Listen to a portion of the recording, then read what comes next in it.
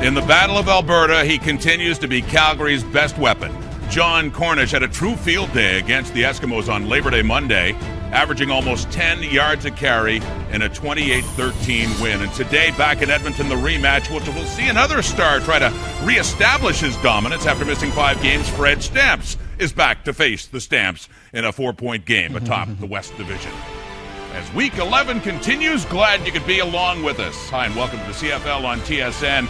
I'm Rod Smith. Down at the far end is Chris Schultz, as usual, Milt Stiegel. And now, who is this here? I don't know. Did you forget all about me? Yes. Did you miss me? We miss you, Schultz, Milt. I know Rod did because the Queens guys always stick together. There they are. That's what Jock Climbey says they sound like when they argue. Talking. Welcome back, sir. Bringing you back from the lightning storm in Ottawa. Well, lightning strikes again. Calgary and Edmonton. They were both 7-1 last Monday, but it was the Stamps winning it decisively. Schultz, they really dominate their Alberta rival in recent history. It is 10 straight victories now in regulation in the regular season, I should say. It goes back to Labor Day 2011 for Calgary. Edmonton Eskimos are going to play a heck of a game tonight. 444 yards the Calgary Stampeders rolled on that Edmonton defense. Remember, this is Chris Jones' defense. Chris Jones is the head coach of the Edmonton Eskimos. You watch and see. If they win this game, Calgary, they got a psychological edge on Edmonton, but I'm telling you, Edmonton's going to play tonight. Well, he's not only the head coach, he's a defensive coordinator, so I'm sure he's been having that defense focus on the run game, but that's easier said than done. John Cornish not only dominated last week, but over his last 7 games against the Eskimos, he's dominated, averaging over 130 yards a game. So they need to be disciplined, they need to be focused, and they need to be physical if they want to stop John Cornish, y'all. And now there's a subplot involving John Cornish, and that's whether this guy could actually win the rushing title for a 3rd straight year, despite having missed 6 games. I don't even know how that's possible that we could be having that conversation, and yet we are. He's only 235 yards behind the leader, and I think it's possible. You know, I mean, the way that other teams tend to rotate their tailbacks, the number of injuries at that position, I think John Cornish, who they love to feed the rock to in Calgary, actually may wind up leading the league again. Wow. And then, as I show you the signature jerseys that the Eskimos, by Reebok, will be wearing today, this one belonging to Mike Riley. There is another one. He will be dressed for this game, but it's Mac Nichols once again getting the start for the Eskies, 2nd straight, going up against Calgary again. Yeah, that's yours. It's all yours. You get one now. Fantastic. Eskimos need to beat their Alberta rival. It's kickoff coming up here on TSN. Thank you, Rod. Hello, Canada. Spectacular Saturday night in Commonwealth Stadium. It is the rematch between the Eskimos and the Stampeders. Eskimos trying to avoid a sweep and end a 10-game losing streak against their provincial rivals. And the man at the helm, after much debate, will again be Matt Nichols. Mike Riley hardly through this week, so Nichols makes back-to-back starts in this battle. He'll have a little bit of help offensively this time out as Fred Stamps makes his return to the lineup for the first time since late July against these very Calgary Stampeders. And of course, the key on the other side, John Cornish, a monster on Monday, and he's been a nightmare against the Edmonton Eskimos, over 1,000 yards in his last 8 starts against the provincial rivals. John Cornish, 163 yards 5 days ago. John Huffnagel, 17-5 lifetime against the Edmonton Eskimos. 8-1 his Stamps on top of the West. Chris Jones and his Edmonton Eskimos. What a transformation this season under Jones. 7-2. We're ready to go here. Stampeders and Eskimos, the sequel, round 3, and the Labor Day rematch. Time to tee it up, start it up, and let it fly. Here we go.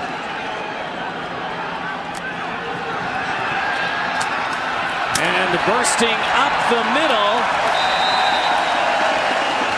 Tyler Thomas with the return, and the Eskimos in their brand spanking new signature uniforms, green and gold tonight. And Matt Nichols, as we said, at quarterback, completed 60% for over 200 yards Monday against the Stampeders. He gets one of the most prolific receivers in recent years back in Freddie Stamps in the slot to complement the league's most dominant receiver right now, Darius Bowman. Nichols, shotgun, the handoff, and bursting right side is Kendall Lawrence. Our starters to watch are brought to you by Napa Auto Parts, where custom advice comes standard. It's all about these defensive ends for the Calgary Stampeders. Of course, Charleston Hughes, 9 sacks in his last 5 against Edmonton. Sean Lemon getting on a roll on that other side, 3 sacks in his last 3 games. He had a big one on Monday, as did Deron Mayo. 4 tackles, 1 sack for him against the Esks. 2nd down and 9. Stampeders load up the box and they bring it, and Nichols throws it and overthrows the intended target, CFL leading receiver Adarius Bowman. So a very quick 2-and-out for the Eskimo offense. A little bit of stunting up front from that Calgary Stampeder defense. They're going to end up bringing the linebacker, Deron Mayo, all the way from that A-gap. He's going to end up looping around to the outside late here. And that flash of white between he and Charleston Hughes in the face of Matt Nichols forced him to get rid of that ball. Hugh O'Neill, the bearded wonder. First start of the season. Grant Shaw injured in the Labor Day game. Jock Sanders induces a no yards call. 15-yard penalty because he caught that in the air. A 49-yard kick from Hugh O'Neill. Dave Foxcroft is our referee today. No yards. Edmonton, number 40. 15-yard penalty. First down, Calgary. Good field position right off the hop for Bo Levi Mitchell. Well, one of the keys, of course, Bo Levi Mitchell off to this great start. First year as a full-time starting quarterback and leading all starting QBs with that 99.1 rating. John Cornish, as we mentioned, over 1,000 yards in his last 8 regular season games against the Eskimos. A little adjustment on the offensive line as Edwin Harrison checks in at right tackle for an injured Dan Faderkind. Bo Mitchell fires right away on the far side. Bringing it in is Simone Charbonneau-Campeau, former star at Sherbrooke. Former Hamilton Tiger Cat, an 11-yard pickup and immediate first down for the Stampeders.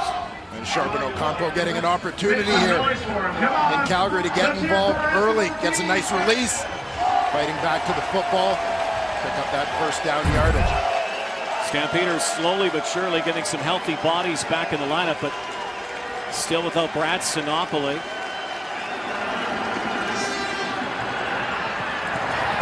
Sweep here with Anthony Parker. Picks up half the first down yardage. Joe West is also not with the team. He's attending the funeral of his brother in Texas.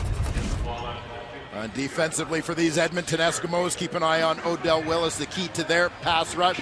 He's gotten a little bit of help from the guys inside, Armando Sewell and, of course, Eddie Steele having a terrific year with a career-high 4 sacks thus far. And keep an eye on the middle linebacker, Rennie Curran, just 6 tackles in 2 games against Calgary so far for the middle linebacker. They got to find a way for him to get involved defensively. The guy who leads the Eskimos in tackles. Bo Mitchell over the top and was looking for Markway McDaniel, who couldn't curl under that route. So the Stampeders on 3rd and 4 now will bring out Rob Maver and they'll punt it away. Like cross wires between the quarterback Mitchell and his receiver Markway McDaniel, leading receiver for these Calgary Stampeders. There you see the break in by McDaniel, but the ball thrown to the outside by Mitchell.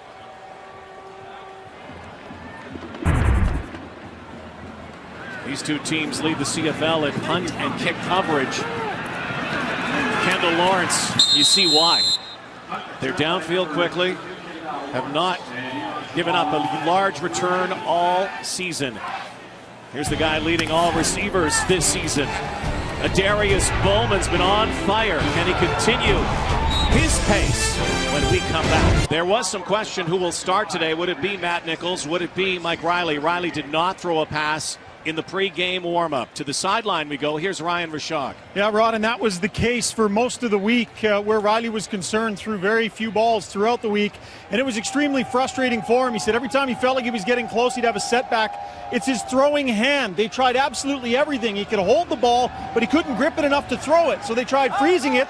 He could throw it, but he had absolutely no accuracy. So Mike Riley, again, not wanting to put the ball, security of the ball in jeopardy. Matt Nichols in the game today. Nichols downfield quickly. Long toss that time. Mike Riley gave us a pretty firm handshake yesterday, but he said the thumb is just not there. He can grip the football, he just can't squeeze it. Yeah, a bit of a problem, obviously, for a quarterback. So Matt Nichols makes his second straight start for the first time in some time.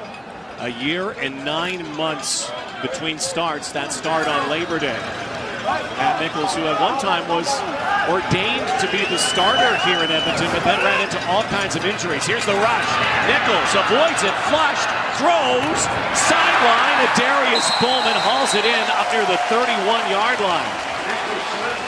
Oh, this is a nice job by Matt Nichols of just staying alive while he's dancing around in the middle of the fire here. 18-yard pickup. Darius Bowman is going to end up releasing as the number 2 man works back to his quarterback as Nichols starts to scramble. Going to come back to help him out. There's the push up field. Quarterback's in trouble. Work back to an open space. First and 10 again. Pat White is into the game. And some happy feet for Pat White, a guy who can scamper and does. 19th carry on the season. 17-yard pickup for the former 4th-round draft pick of the Anaheim Angels. Major League Baseball, also a draft pick of the Dolphins back in 2009. I'm enjoying seeing the expanded package for Pat White within this offense. I anticipate that will grow through the second half of this season. Great block there by his tackle, Selvish Capers. Little float toss from White over to Bowman again, his second catch. So a little platoon here going for the Edmonton Eskimos out of the starting gate with White and Nichols. Offering a little bit of a change up here. You're going to see the motion with the Darius Bowman coming behind the formation. Bowman went left to right there. Quick hitter. Move your best guy around. Get him the football. Right into Calgary territory. Calvin McCarty batters down Juwan Simpson with a big hit. Brandon Smith also in on the collision. So offensively, coordinator Steve McAdoo dipping into his bag of tricks early, mixing things up, giving some different looks, getting a few different people, particularly White and McCarty, involved early on here. Brandon Smith is on one knee. They're going to have to attend to him. So, yeah, a little bit of a change up here, 40, as the Eskimos come out of the gate. We anticipated seeing Matt Nichols at the very least with no Mike Riley. I don't think we anticipated seeing Pat White as early as we had. And again, Pat White's more of a short yardage guy. Yeah, short yardage guy, but we've seen that package grow as the year has gone on, trying to take advantage of the mobility, the speed, the running ability of Pat White.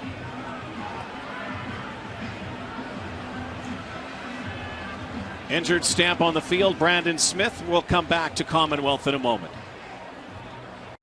Zeros on the board here. Brandon Smith on the bench on the sideline.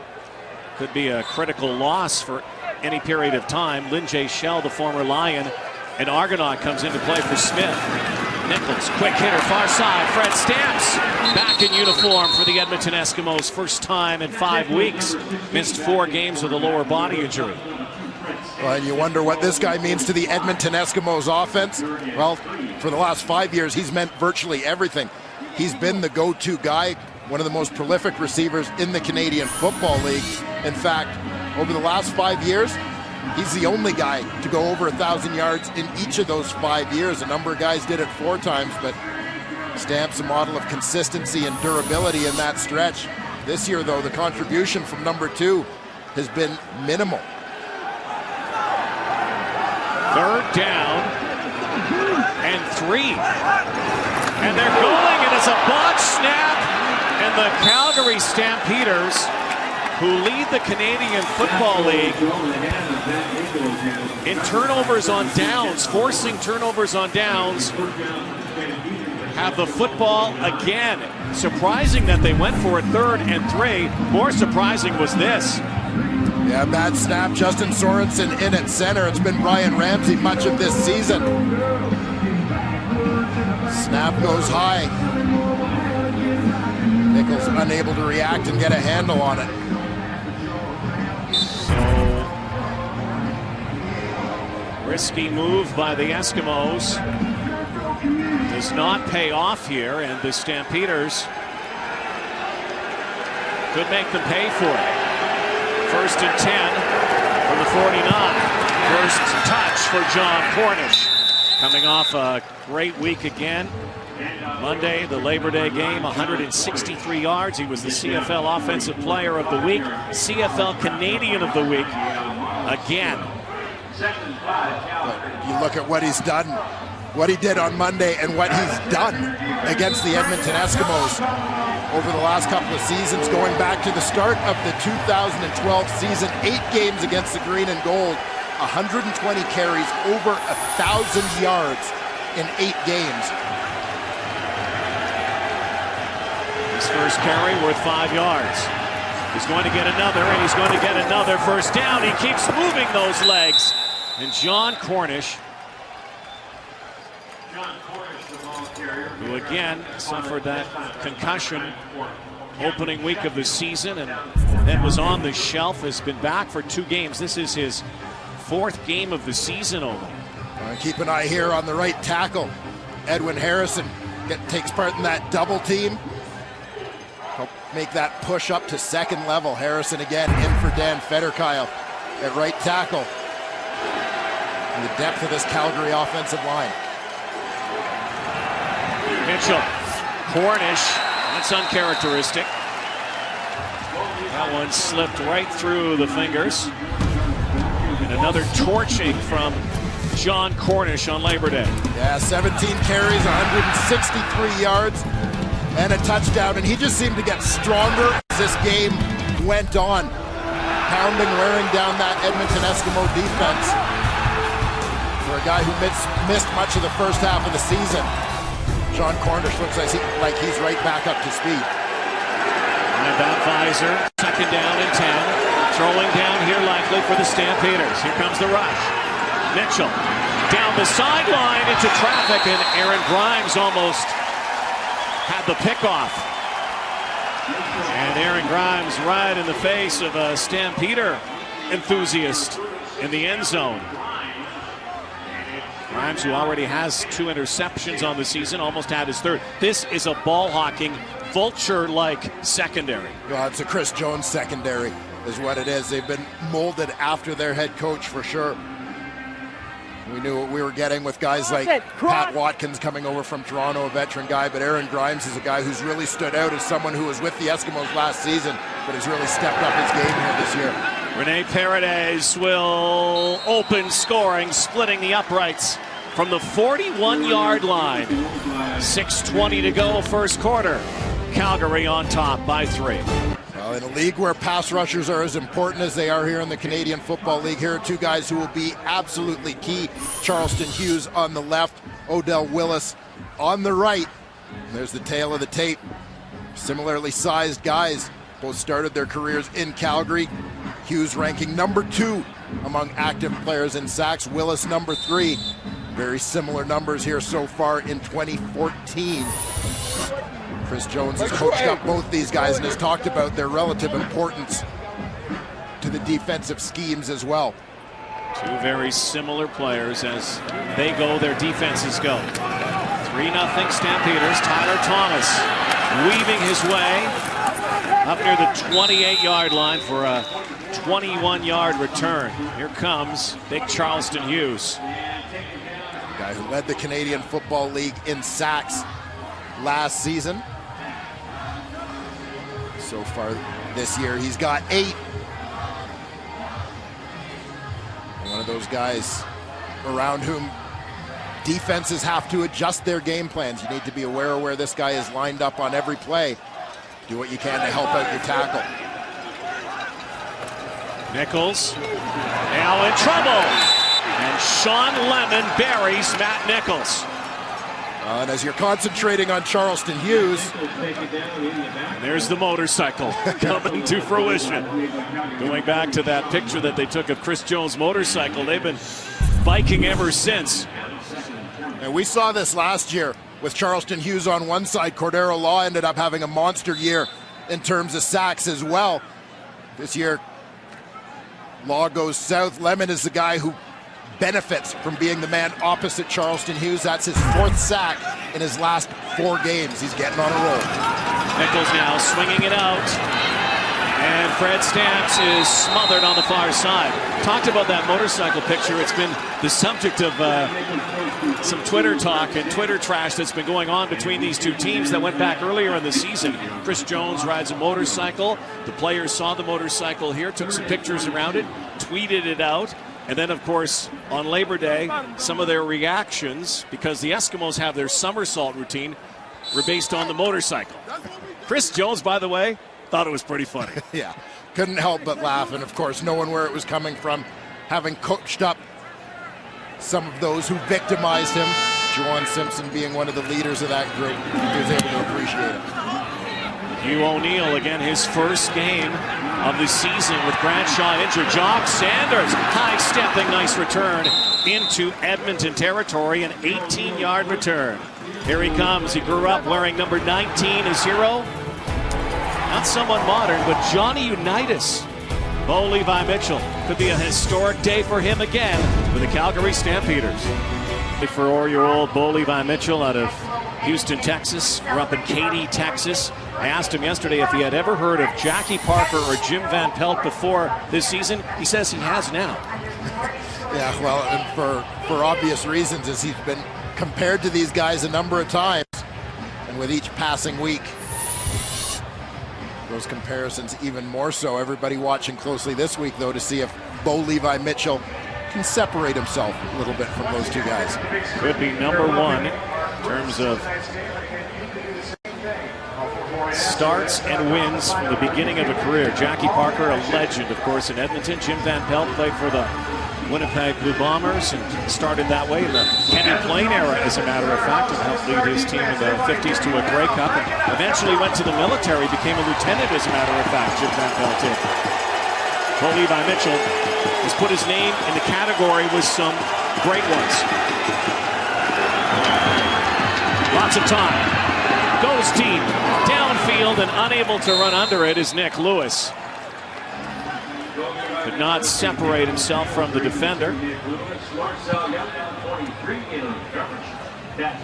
Marcel Young with some blanket coverage downfield on the veteran Nick Lewis. We talked about these great pass rushers and doing things in your game plan to affect them. Watch for the crack block here. Receiver comes down, that's Charbonneau, who's got to pin Odell Willis so that they can try and get this thing to the outside. Stopping him up at the line of scrimmage, allowing Bo Levi Mitchell to show that half sprint look. This O-line has been unbelievable this year, only allowing 12 sacks. Mitchell again throws it. Oh, what a lick! Anthony Parker stood up and brought down by Dexter McCoyle.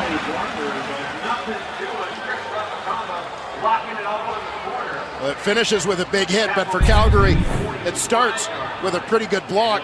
Keep an eye on the running back here, John Cornish, who's going to step up and help take on the blitz.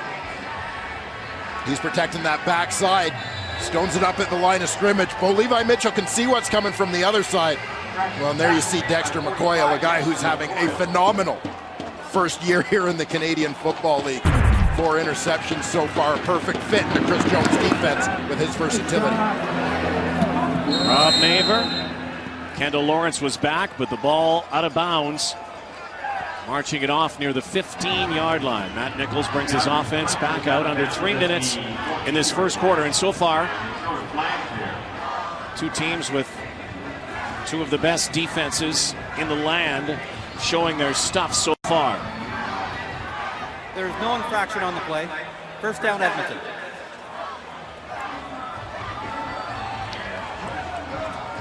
As you said, defense is dominant here early on, and this is always a very interesting week in the CFL schedule, particularly between these two teams, with the quick turnaround, back-to-back games having played Monday and Saturday.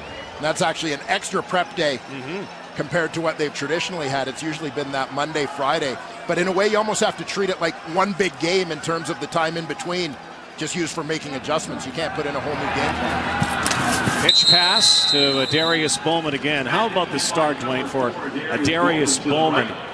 He's having a season for the ages for himself. CFL leading receiver in receptions and yardage, 5 touchdowns already. He's been the go-to guy.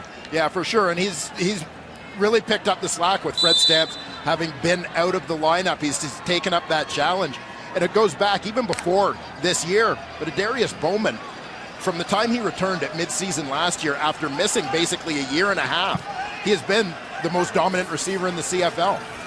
Some knee problems for Adarius Bowman. The ball is caught there right at the first down marker, and they will move the chains. And we see Adarius Bowman working against Brandon Smith, who's back in that lineup. You see the respect that Smith has to give him. Don't let this big guy in behind you. They had too many men in the huddle, and that was quickly whistled and flagged by Dave Foxcroft. Illegal substitution, 13 men in the huddle. 10-yard penalty, first down. So that will move it back, and it'll be 1st and 20 for the Eskimos. Edmonton trying to change up that personnel package, running people in and out. This is where guys have to communicate. You have to know who you're in for, who's got to get out, and tell the guy. Otherwise you get caught as they did with too many men in the huddle. You can't have that, as it doesn't allow the defense a chance to substitute to match. Down, picked up by a lineman. Is that Selvish Capers that caught that? One of the linemen brought that down after it was batted. There was a great heads-up play on each side of this one. Sean Lemon anticipating that throw and getting in the air to bat it down. But before he had a chance to scoop it and start running, the big fella in front of him took off. He's out to the right side, that defensive end spot. Got the double tight end look here. There you see he bats it down. Not too many times you protect the blind side and then you're the guy that is also catching the football. Yeah, a little glory for Selvish Capers. Nichols, screen pass again. And saw there, unable to hang on to the football, was kind of bobbling it. Kendall Lawrence. So all of that from the Eskimos, and they're going to have to boot this away now. And that too many men in the huddle penalty was really costly. Yeah, we've seen a couple of early errors for Edmonton, and this is the kind of self-destruct that they can't afford against a team like Calgary. 15-yard, no yards penalty, a botched snap when they decide to go for it. A 3rd down situation around midfield, and a penalty like that, self-inflicted wounds. Hugh O'Neill puts his leg into it, a big one. Sends John Sanders back to his 40. Nowhere to go. 54-yard kick from Hugh O'Neill. 10 seconds to go in the opening frame here. John Huffnagel, he's been used to having to shuffle people in and out of his lineup due to issues with injuries and so on, but this week an added challenge both in terms of that lineup and emotionally for the Stampeders has been well documented. Receiver Joe West dealing with the recent death of his brother. He's unavailable for this game as he attended his brother's funeral this morning back in Darwin, Texas. Certainly our thoughts are with Joe West and his family. Now, what an emotional ride it was a couple weeks ago as Sean Cornish bursts up the gut. That's the first quarter. Just a field goal on the board. Defense is sturdy and solid so far. 3-0 at Calgary.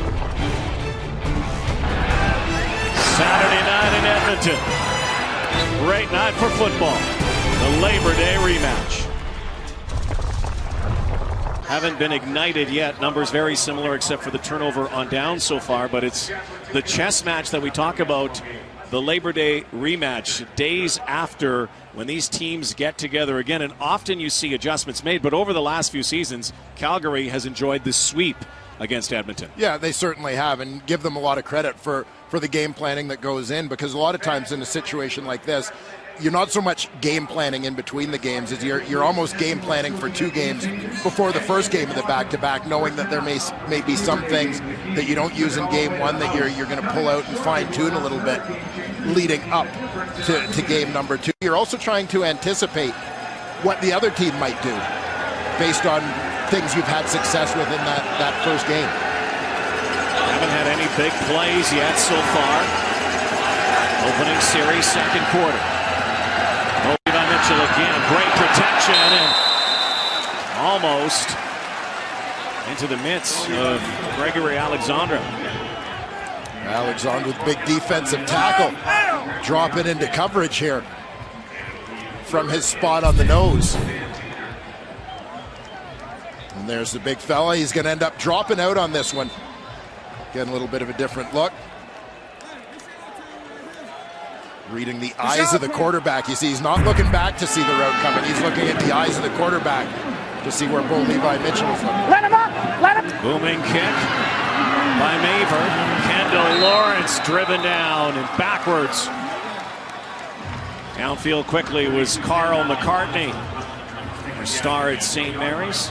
We're up in the Bahamas, and so Matt Nichols trying to get some momentum going. The last drive they had, they seemed to move the football. They were penned, and then again they took that penalty. What do you think of the uniforms, the Eskimos' signature uniform so far? You know it's the Edmonton Eskimos. No, there's no question about that. Those are some big E's. They are, big E's.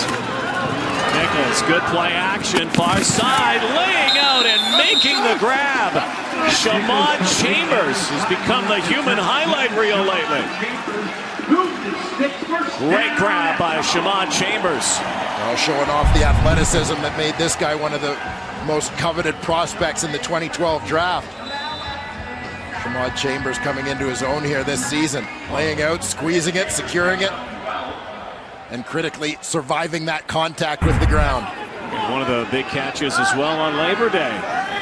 One-hander on the sideline. Acrobatic, athletic. Tyler Thomas barrels down up the middle and will get a fresh set of downs as well. Bacone College, Tyler Thomas gets the touch. And there you see Matt Nichols out at Eastern Washington University, where he preceded Bo Levi Mitchell at Eastern Washington University. A couple of former Eagles star quarterbacks. They've had a pretty good run there. You had bookending those guys prior to Nichols. You had Eric Meyer, who was a Walter Payton Award winner. Big day for Eastern Washington. Those of you watching in the United States. By the way, Bo Levi Mitchell's brother, Corey, is a receiver for Eastern Washington right now. There's another pretty good Eastern Washington player out on the field today as well. Well, J.C. Sherritt, part of that Eastern Washington pipeline as well. But you talk just about these quarterbacks. I mean, they went from Eric Meyer to Matt Nichols, a Payton Award finalist. Bo Levi Mitchell, when he took over, won the award.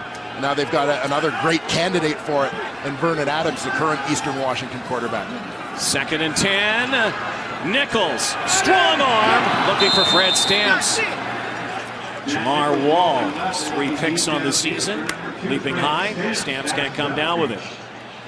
It may take Fred Stamps a little bit of time to settle back in, a guy who has been so much the go-to guy and the focal point of this offense in recent years. But in his absence, particularly to start this season, the Darius Bowman has maybe gone from being option 2 to option 1.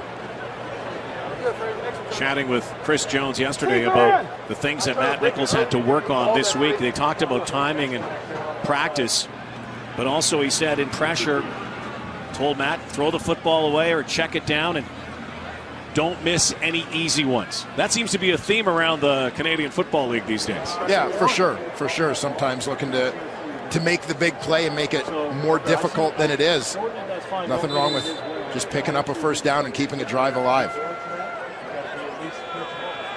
Mike Riley acting as an assistant coach on that sideline. Some of those receivers today helping out.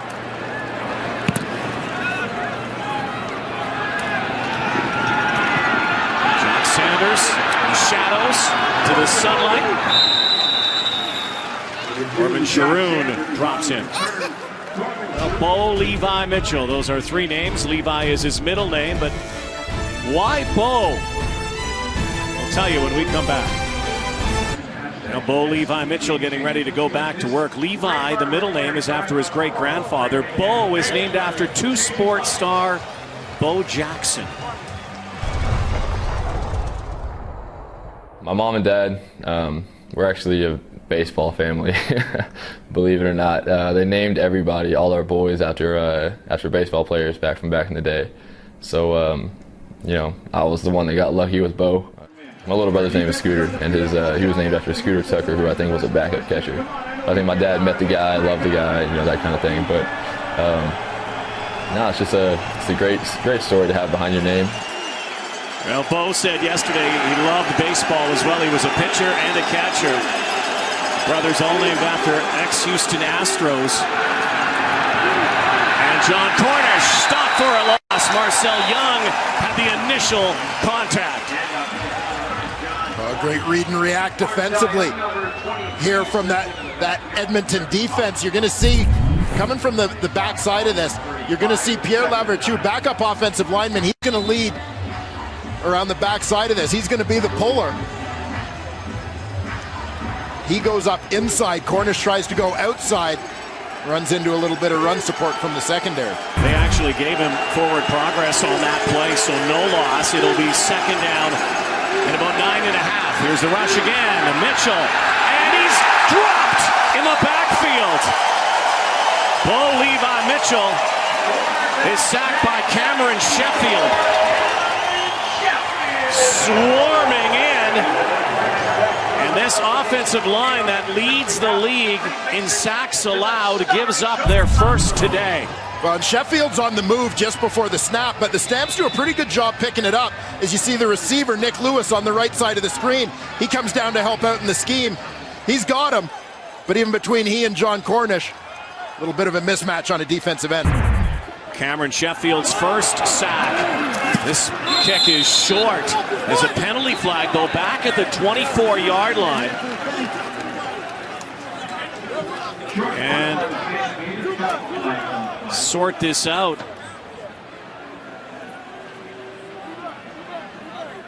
$10:52 to go, second quarter.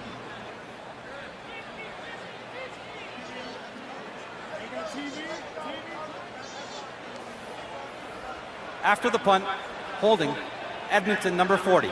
10-yard penalty, first down.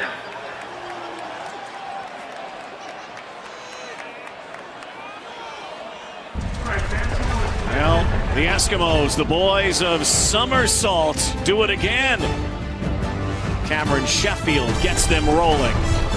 Sean Lemon, who used to be part of the sack squad here in Edmonton, has 4 sacks in 4 games with the Stamps. With more, here's Ryan Rashad. Yeah, Rod, now he finds himself on the other side of the Battle of Alberta. There was a lot of sniping back and forth going on during warm-up, most of it friendly. He said he keeps in touch with a lot of his old teammates, in particular J.C. Sherritt. They're good buddies, and every time Calgary and Edmonton square off, there is a dinner on the line between the two of them. I can't imagine that Lemon eats cheaply. So far, Sherritt owes him 2 dinners, potentially 3 if they complete the sweep. Costly out there. Nichols. This is his target, Darius Bowman on the hitch. See, J.C. Sherritt needs to find like a receiver, a DB, maybe a kicker to bet with. Absolutely. You know, what's he thinking? Well, he takes on guys twice his size half the time. J.C. Sherritt certainly not in a role that he's accustomed to, and a guy who led the CFL a couple of seasons ago, record-setting tackles and standing defensive player. You get ran over right here. Ball. Dealt with injury issues the last couple of seasons. Second down and 10 now from the 38. Four-man rush. Nichols steps up. Flushed out. There he goes. Penalty flag. Likely a hold here against Edmonton. We'll sort it out.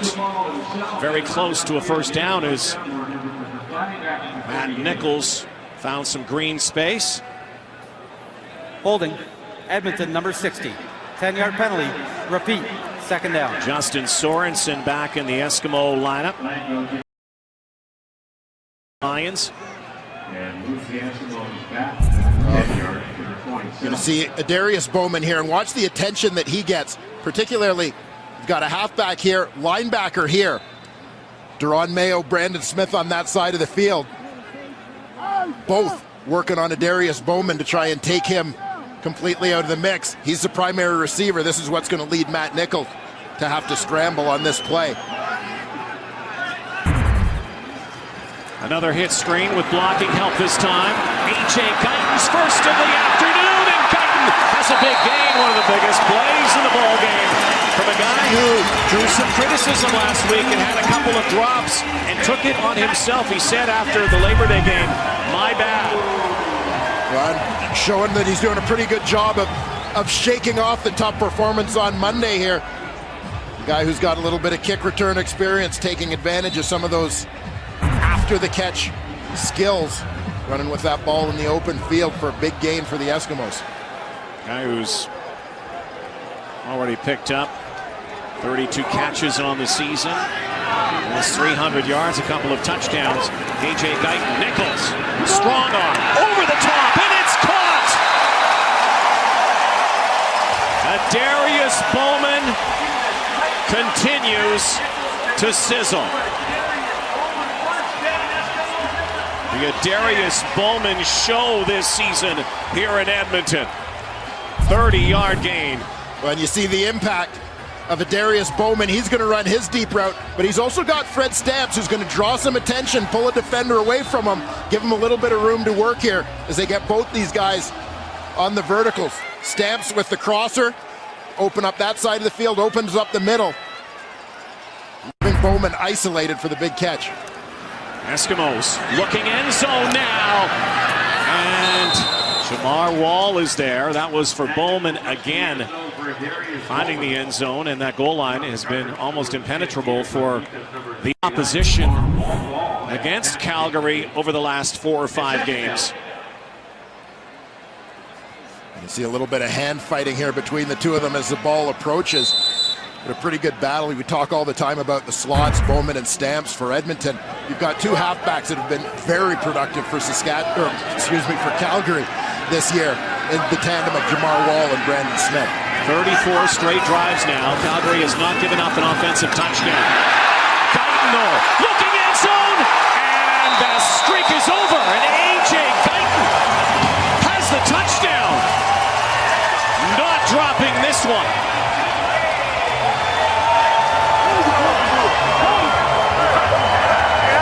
A.J. Guyton missed a couple of gimmies last week, 5 days ago in the Labor Day game. Not missing this time. Well, it looked like he got a little help there. You see the defender trailing him. Ends up going down. There's Keon Raymond. Defender trailing him across the field. Lost his footing, leaving Guyton wide open on that crosser. Finally, an opposing offense solves the riddle and finds the end zone against a very stout Stampeder D.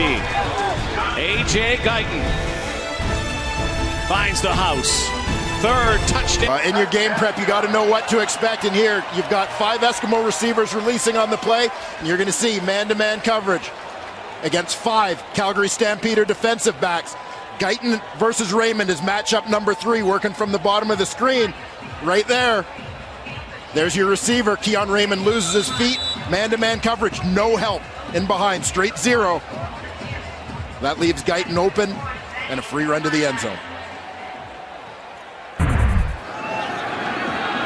Cedric Cunningham collects the kickoff. Cunningham finding a couple of blocks and still moving up near the 45-yard line. There was a flag on the return. Cunningham out of Furman. A couple of big plays already for the Stampeders. Punt return for a touchdown and also had a run for a touchdown a couple of weeks ago.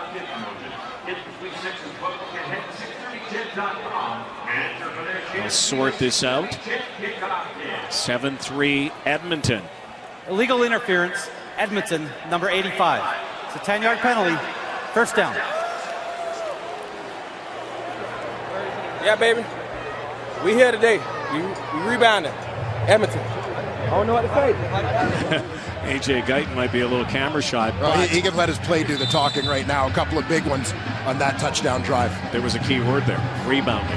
Bouncing back, that's the theme of the week for A.J. Guyton. Quite a bounce back. Bounces into the end zone. Now the Stampeders look to answer.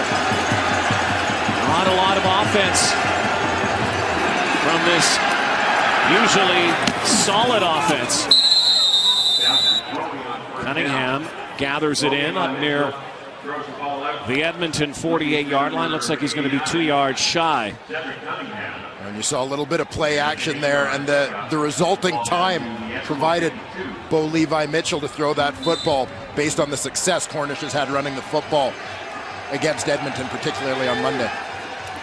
Bo Mitchell goes right side, and he is dropped right there. Patrick Watkins ran into Mitchell around the edge, and he's going to be shy here, so it will be third down. It looks like they're about a half-yard short. Bring the big bodies, and they'll bring Drew Tate out. Yeah, that was a pretty good reaction from the boundary side of that Edmonton secondary. Pat Watkins, Aaron Grimes getting involved on the play.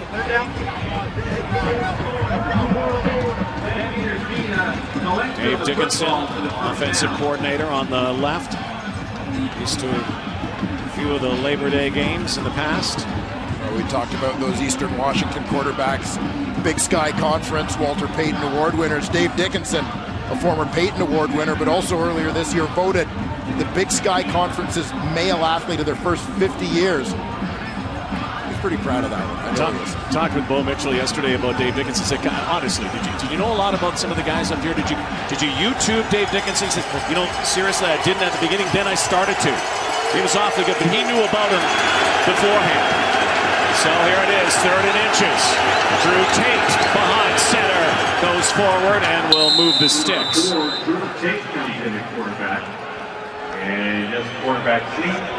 Part of the MO, of course, for the Stampeders and the success they've had offensively. Number 1 in so many categories is right there. John Cornish. Yeah, it all begins with the run game for them. And again, going back to Monday, Cornish, the monster game. 17 carries, 163 yards, just 4 carries for him so far. And I believe that this is a little bit of that chess match, anticipating that Edmonton's going to be so focused on stopping Cornish in the run. You want to show some other things here. Audible at the line now for Mitchell. And he'll give the rock to Cornish. Looked like it was a face mask there. And there was a penalty flag. It looks like they caught it. They grabbed the grill of John Cornish. Almost pulled his helmet off. Major foul, face mask, Edmonton number 95. 15-yard penalty, automatic first down. There is the former Montreal Carabin, Gregory Alexandra. Big guy, 6'2", 277, and a big wingspan and big paws. And here you'll see him catch John Cornish. As Cornish tries to race through that gap. You see the hand on the face mask right there, spinning the ball carrier around. Get another look. There it is. Turning the head. Very close to the danger zone for opposition against the Stamps, the red zone. Mitchell looks end zone, touchdown! Simon Charbonneau-Campeau, his first Stampeder touchdown.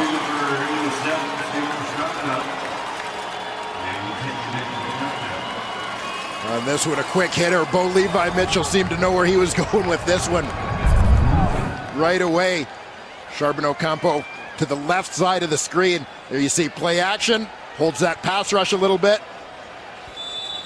They're covering everything underneath, but no help deep. Over the top he goes for the touchdown. Mitchell, of course, the holder for Rene Paredes. Charbonneau-Campeau's first CFL touchdown. Played 2 seasons in Hamilton. Only had 4 catches in 2012, 5 in 2013. His first season with Calgary, his 9th catch and his first CFL score. And here you see Charbonneau-Campeau, the number 2 receiver, to that wide side of the field, bottom of your screen. Gets a good release. Aaron Grimes doesn't get much of a piece of him. He looks like he's looking for a little bit of help from the inside, but the safety is pulled towards the other side of the field. So Grimes has no help to the inside, and Charbonneau has plenty of room to work. Suddenly the chess match has taken on a different tenor now with The offense is starting to get a spark here in a game that feels like a playoff game, doesn't it?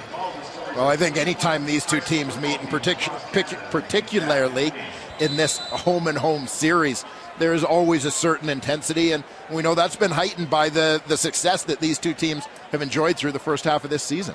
Calgary has already won the season series. They won the first two meetings. Edmonton trying to prevent the sweep, and they've also lost, as we mentioned, 10 straight to the Stamps.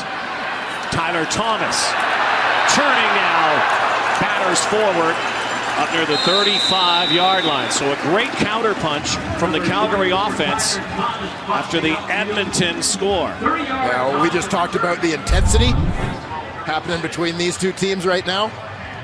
It's not just the players.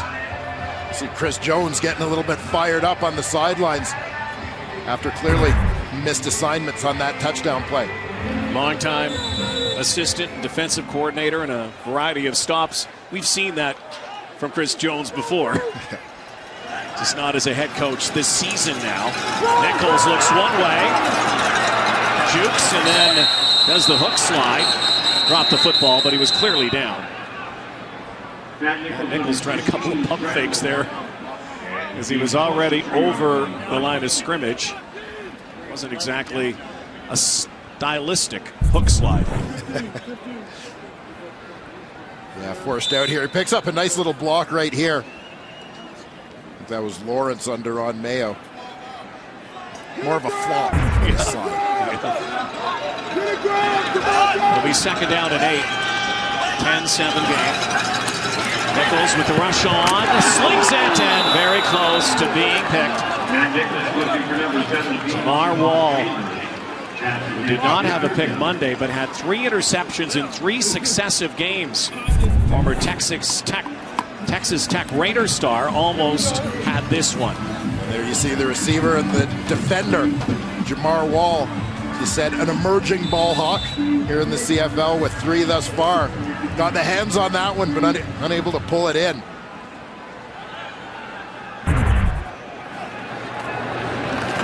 Hugh O'Neill, the hometown guy, all bouncing backwards. A 5-yard, no yards penalty. Jock Sanders on the return. 4 minutes to go before halftime. The playoffs, but this is kind of when the real season kicks in, right after Labor Day. The final 9 games. Well, the games have that added importance, of course, as for better or worse, you're competing against the teams in your division for playoff spots, and so the games have added meaning as you play more within your division. Odell Willis held in check so far. John Cornish also has been silenced for the most part. A 7-yard gain, one of his bigger gains. Well, he ran a roughshod over the Eskimos on Monday. The Stampeders frequently in this ball game employing formation with 6 offensive linemen, using Pierre Lavertu as a wingback or extra fullback in there. The offensive lineman, first overall pick in there for some extra blocking help. Cornish again, high steps, and John Cornish. Little dodge, little zig, little zag, big cut, and that's why he was the most outstanding player in 2013. 14-yard game this time, easy first down. John Cornish right behind his quarterback, Bo Levi Mitchell here. He shows he's got a few dance moves there as well. 3-minute warning before halftime. Police coming up at the half. Beautiful night for football in September in Edmonton. Good game going on here. Western rivals, heated and hated rivals, arch rivals. Mitchell, out pattern. Marquay McDaniel has room to the 10, to the 5, and he gets down at the 1. Thought for a moment he had got over that goal line, but what a play for the Stampeders. Marquay McDaniel hauls it in, goes for 38 yards. Well, this play is textbook. There's a great release. Look at the great feet by Marquay McDaniel to get open there. Now he had the deep routes in behind there on that same side of the field, so all the defenders had their backs turned, allowing them to turn it up. Cole Mitchell, will he get in? Yes, he will. Touchdown, Calgary. Cole Mitchell's third rushing touchdown of the season. Earlier threw for his 14th. And suddenly the Calgary Stampeders, when they were down 7-3, are starting to own the final couple of minutes here in this first half. And you saw John Cornish get in behind Bo Levi Mitchell there, giving his quarterback a little extra boost when he hit the wall. Well, John Huffnagel, his team 8-1. Small wonder when you have not trailed at halftime all season long, and it looks like they will not again. Up 17-7, and tables turned very quickly here. Marquay McDaniel with his 4th major of the season, the former Hamilton Tiger Cat out of Hampton. Right here, you're going to see Marquay McDaniel's got the out route here, but it's also important that these other two receivers to that side, that's Charbonneau and Price, get their outside releases. They get the heads and bodies of their defenders turned, so they don't see the out route coming. So that means that once Marquay McDaniel beats his guy, ball's on its way, nobody else is looking that way to come off on the route and come up and make a play. That allows them to make the catch, turn it upfield, set things up, set the table for that touchdown by Bo Levi Mitchell. And then it's Mitchell. You see him stopped up, but John Cornish adding a little extra momentum there. Silencing this Commonwealth Stadium crowd. Again, the Eskimos on the A.J. Guyton touchdown took the momentum. And the Stampeders rallied back with 2 touchdowns in 5.5 minutes to have the lead right now. Tyler Thomas has some room if he wants it. But look at Charbonneau Campo downfield quickly. Not only a guy who scores a touchdown, but also downfield quickly on specials. And so 2:22 to go before the half, and Matt Nichols is going to try to put them back in scoring position. And important here going into the break, try and get a little bit of that momentum back, get the crowd back behind you if you're the Edmonton Eskimos. Good numbers for Nichols, 11 of 17, 128.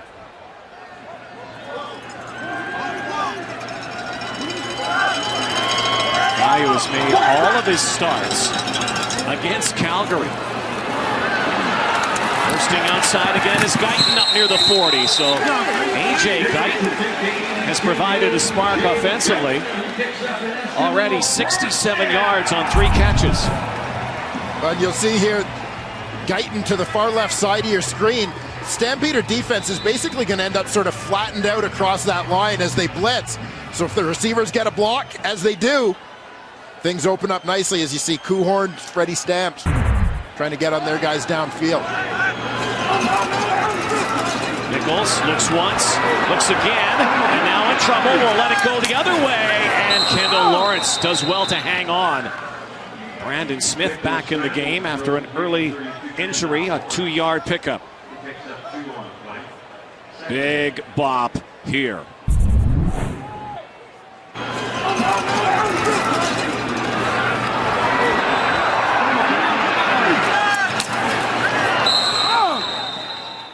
Gotta love it. Key second down here for the Eskimos. John Chambers lunges forward, very close to that first down marker. But they're marking it out at the 45-yard line. So he stepped out of bounds, and it's going to be 3rd and about 4, almost 5 yards. So the Stampeders are still going to get the football back with 94 seconds to go before halftime. And this is one where Matt Nichols ends up having to get rid of the ball early because he's got Charleston Hughes in his face on the play. Hughes looped to the inside. Put a little bit of pressure on the quarterback so he doesn't have a chance to wait for a deeper route to develop. He's going to throw that short one. Former Alberta Golden Bear, Hugh O'Neill, getting longer. And Jock Sanders steps out of bounds near the 26-yard line. So, chance for a little more hay before halftime for Bo Mitchell and the Stampeders. Yeah, as you said, they got hot with a couple touchdowns in that 5-minute span. Bo Levi Mitchell, the overall numbers aren't great, but the last couple of possessions have looked pretty good. That's the kind of guy, Bo Levi Mitchell. When you sit down with him, he says, he's got short-term amnesia. You have to forget failure very quickly as a quarterback, something he's learned from Dave Dickinson and others with the tutelage the last couple of years of other quarterbacks like Kevin Glenn in Calgary and Drew Tate, as he's been the guy apprenticing. He's the guy now. Cornish, little flea flicker. Mitchell, downfield into traffic. And was looking for Mo Price. I give all sorts of credit here to the Edmonton Eskimos secondary that they didn't bite on this one at all. A couple of deep options there on the flea flicker for Mitchell, but that secondary, including Pat Watkins, there you see Chris Wabakamba and procedure. both the Foster. No end, Calgary. The penalties declined. Second down. Well, would not have mattered anyway, but love the creativity. So here you'll see Eskimos know that the Stampeders have a few of these tricks in their book, so they're not letting anything over the top. Defenders always in behind, not allowing that deep route to run free. Stampeders scored on one of those in Toronto earlier this season. Second down and 10, little sidearm to Cornish, and making the Eskimos miss. But now Edmonton will get the football back. So nothing ventured, nothing gained. A minute 10 to go here. And the Stamps will have to boot it away. So Edmonton could get some good field position. Yeah, defense gives them another opportunity here with that big stop. And again, going back to that flea flicker play, it's just a case of doing your own job, knowing your responsibility. Your job is to cover the receiver, and don't bite on that run fake. Timeout, Edmonton. Timer, please put 1:02 on the game clock. Calgary 1 minute, 2 Stampeders seconds. this season have the least amount of 2 and outs. May seem like an insignificant stat, but it is a significant stat. When you can constantly move the football, you gain more yardage, quite obviously. They've already had 4 2 and outs in this first half. That says something also about this Edmonton defense, which comes in ranked number 1 in net yardage allowed. I have a feeling from a Calgary point of view in the second half of this ball game, we're going to see even more of John Cornish than we've seen in the first half.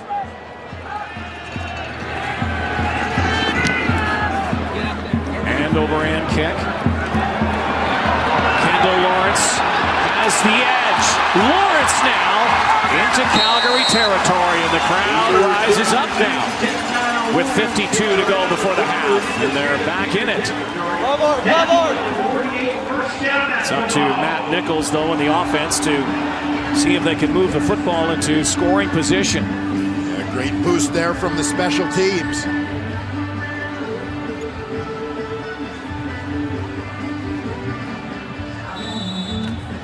Matt Nichols in a hurry-up situation, under a minute here to go. Also got kicker Hugh O'Neill in the game, so he hasn't had a field goal attempt this season. Nate Kuhorn, wide side, brings it in. They kept him in bounds, so 45 seconds to go. It'll be 2nd and 1. Long throw here, and this is a case for Matt Nichols of taking what they give you. They're laying off a Nate Kuhorn out on that wide side. He's keeping them honest, putting it out there. 2nd and 1, he throws. Chambers goes out of bounds wisely. So now Hugh O'Neill is probably breathing a little easier again. Hugh O'Neill came into this week having not kicked all season. He's been on the roster, but always a scratch. Grant Shaw did the kicking. Shaw got hurt tackling Jock Sanders on Monday. And so O'Neill, last time we saw him, that beard was a little shorter. Yeah, he's been working on it. He's been working on it, but big shoes to fill as Grant Shaw has been having a career year thus far. Eskimos would like to get this to the house, though. And they go over the top. Crossing pattern for Darius Bowman. Lots of time here to get it to the end zone if they want. Darius Bowman, 6th catch of the half. Well, Matt Nichols looking like this 2-minute offense is right in his wheelhouse. Spreading it around. He's worked the outsides of the field a little bit. Outside. Now I'm going inside across the middle. Looking end zone for Stamps.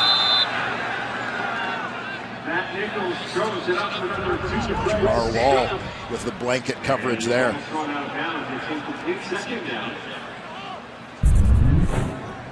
Trying to get Fred Stamps out to that corner. Classic red zone route here offensively. The wall anticipating that one, running the pattern with the receiver. Well, Fred Stamps back in the lineup again. Only 1 touchdown this season. Last year he had 11. Scored in the season opener against BC. Now the little swing pass, and A.J. Guyton gets rocked. Wicked shot on the far side. So that will bring out the aforementioned Hugh O'Neill. The best the Eskimos will do here is a field goal attempt. A nicely executed drive there for the Eskimos to move it in, at least make this what should be a chip shot for O'Neill. Spent time with BC, mentored under Paul McCallum, came here late August last year. Had some playing time, but nothing this season. His first field goal attempt of 2014. There's the hole in the kick, and it is good. On the final play, and what turned out to be a very exciting first half of football. Playoff caliber football here tonight. Why not? 2 Western powers going at it. Calgary leads 17-10 as we send you back to the studio and the pen. Points in the first, 24 points in the second quarter. The Eskimos trail 17-10. Here's quarterback Matt Nichols with Ryan Rashad. Matt, close to 180 yards passing for you, but maybe more importantly, a major against Calgary. It's not happening often these days. Was there some relief in punching it in? Oh, as an offense, when we feel like a couple touchdowns got away from us last week, we want to make sure that we get in the end zone. So we also would like to finish off that last one. Had a good chance there to Freddie, but I think the offense is moving the ball. First quarter, we kind of did what we did last week and shot ourselves in the foot. We've kind of fixed some of those things, and offense is able to get rolling. Thanks, Matt. Yeah, appreciate it. Well, Chris Jones, his Eskimos will kick the ball to the Stampeders here. John Cornish, not near the numbers yet, what he did 5 days ago down south in Calgary. We'll see what this second half has in store. 28-13, Calgary won. They led 15-10 at the half on Monday. They lead 17-10 here. Cedric Cunningham is dropped by running back Tyler Thomas downfield on specials. Well, this is what you've got to love about special teams. This is where the energy and the intensity and great physical play all come together. Talked about it before this game, how both teams are so adept this season, 1 and 2, in allowing return yardage. Special teams have been a force here so far in this game. No big returns. 5-6 yards a return. Cornish left side. John Cornish runs close to a first down, taken out of bounds on the far sideline, right near the first down marker. So just as you said before we left at halftime, expect to see a little more mail carried by number 9. Yeah, for sure. I mean, with the success that he's had against Edmonton, obviously it's a different defensive scheme this year than in previous years and in the previous 7 games. But, I mean, in terms of having that success on Monday, and Cornish has been able to find a few holes, carve out a couple of pretty decent runs in the first half of this ball game. I'd say you want to get the ball in his hands, Wear down that defense. Don't let the defense dictate what you're doing. Don't overthink it. Get the ball to your best offensive weapon. Indeed, it is a first down. 55 yards on the ground for Cornish so far. We'll get the rock again. Randy Curran stands him up. Eskimo middle linebacker who was chomping at the bit and frothing yesterday when looking forward to this matchup. Felt that his team had a bit of a butt kicking on Monday, especially when Cornish ran right over them. And there you see the middle linebacker, Rennie Curran. He's going to step up and fill here as Cornish cuts back. And there's Curran waiting for him in the hole. And this for Edmonton to be successful as far as I'm concerned. Rennie Curran's the guy who's got to be the difference maker defensively. Edmonton's leading tackler. Mitchell over the top, and Charbonneau-Campeau hangs on. Simone Charbonneau-Campeau has had a couple of big catches here so far. The former star in Sherbrooke. Well, this is a guy that drew a lot of comparisons in his college career to Andy Fantuz, based on physical size, based on their production at the CIS level and so on. Slow start to his CFL career, but really finding life after a trade that brought him to Calgary in exchange for fellow Canadian receiver Spencer Armstrong. Cornish on first down. Charbonneau-Campeau has his first CFL touchdown in this game, so having a bit of a breakout here. 3 catches, 53 yards, a former 4th-round pick, 25 overall from the Hamilton Tiger Cats in 2012. This speaks volumes too. You mentioned Andy Fantuz, and think about all the tremendous CIS receivers we have seen in the last decade, including Andy Fantuz and Nate Kuhorn. The list goes on and on and on. Yeah, well, you just look at this game. You mentioned Nate Kuhorn, that great University of Calgary team that featured both Kuhorn and Anthony Parker. Both ended up as top 5 picks in 2011. Parker's been silent in this game so far as they go to Nick Lewis, who has yet.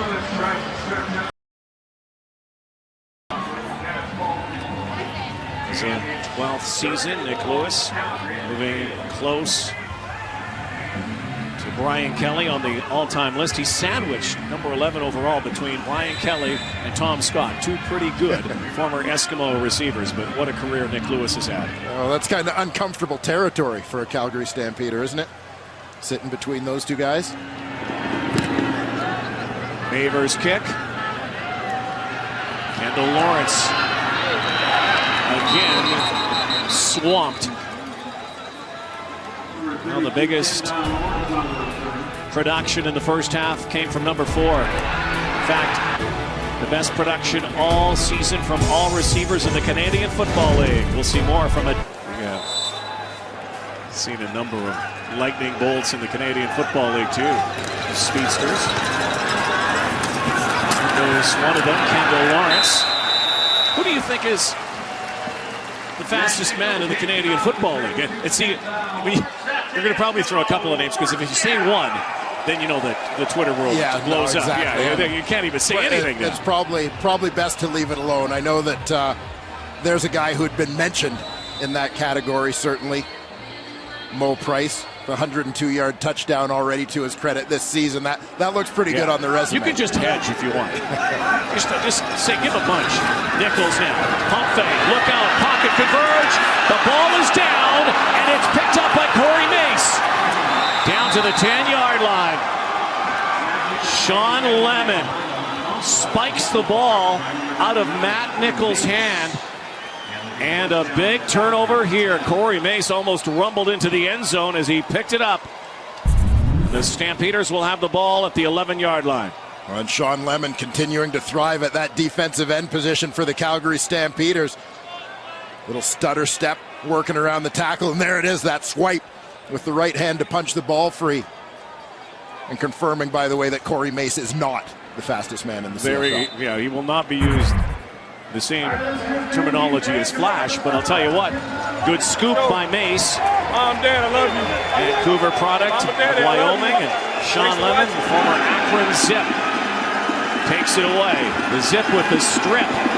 Nichols, Mitchell, end zone, and Marquay McDaniel caught it. A little hot potato in the end zone. McDaniel has it for the touchdown. And a turnover turns into points. And Markway McDaniel's off screen to the right side of your screen. He's going to run the classic route in this part of the field, that corner. He's got man coverage all the way. Beats his guy off the line.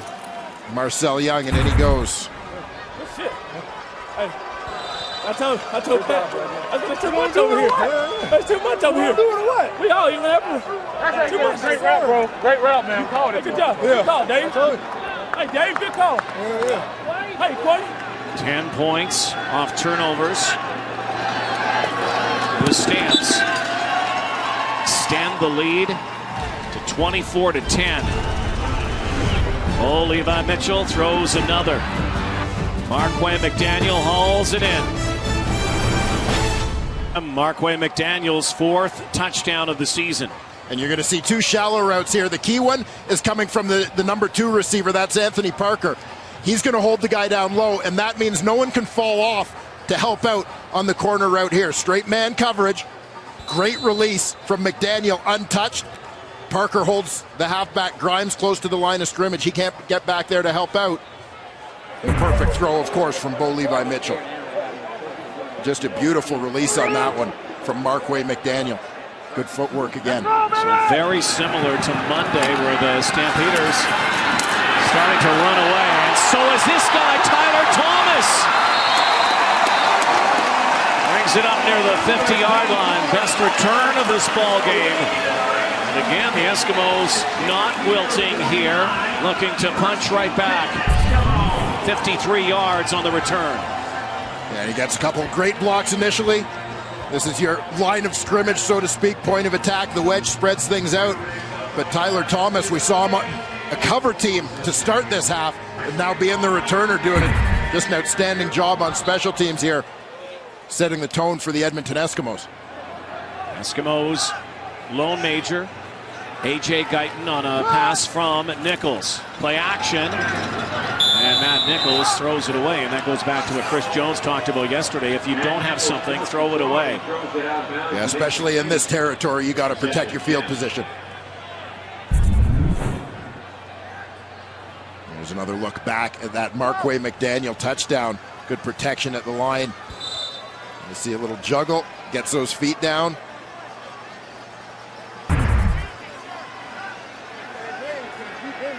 The silent assassin, Markway McDaniel. Strong arming it, looking for a Darius Bowman, and 2 and out after that great return. Eskimos cannot capitalize on it. And unable to build on the momentum they had on that last drive of the second quarter. They marched down to set up the Hugh O'Neill field goal just before the break.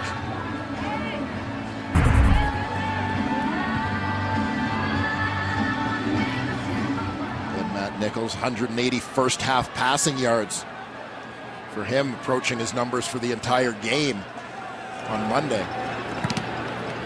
O'Neill trying to corner this ball and flies it out of bounds near the 15-yard line. 24-10 is the score. Bo Levi Mitchell looking to etch his name in the record books. It's the greatest start ever. Looking good so far. Purolator's sack attack brought to you by Purolator, tackling hunger across Canada. Check. Led by 2 guys we talked about earlier in this ball game. Been a little quiet. Odell Willis, the Edmonton Eskimos, and Charleston Hughes of the Calgary Stampeders. Another change of play here. Rob Cote in motion for Bo Mitchell. He'll give it to Cornish.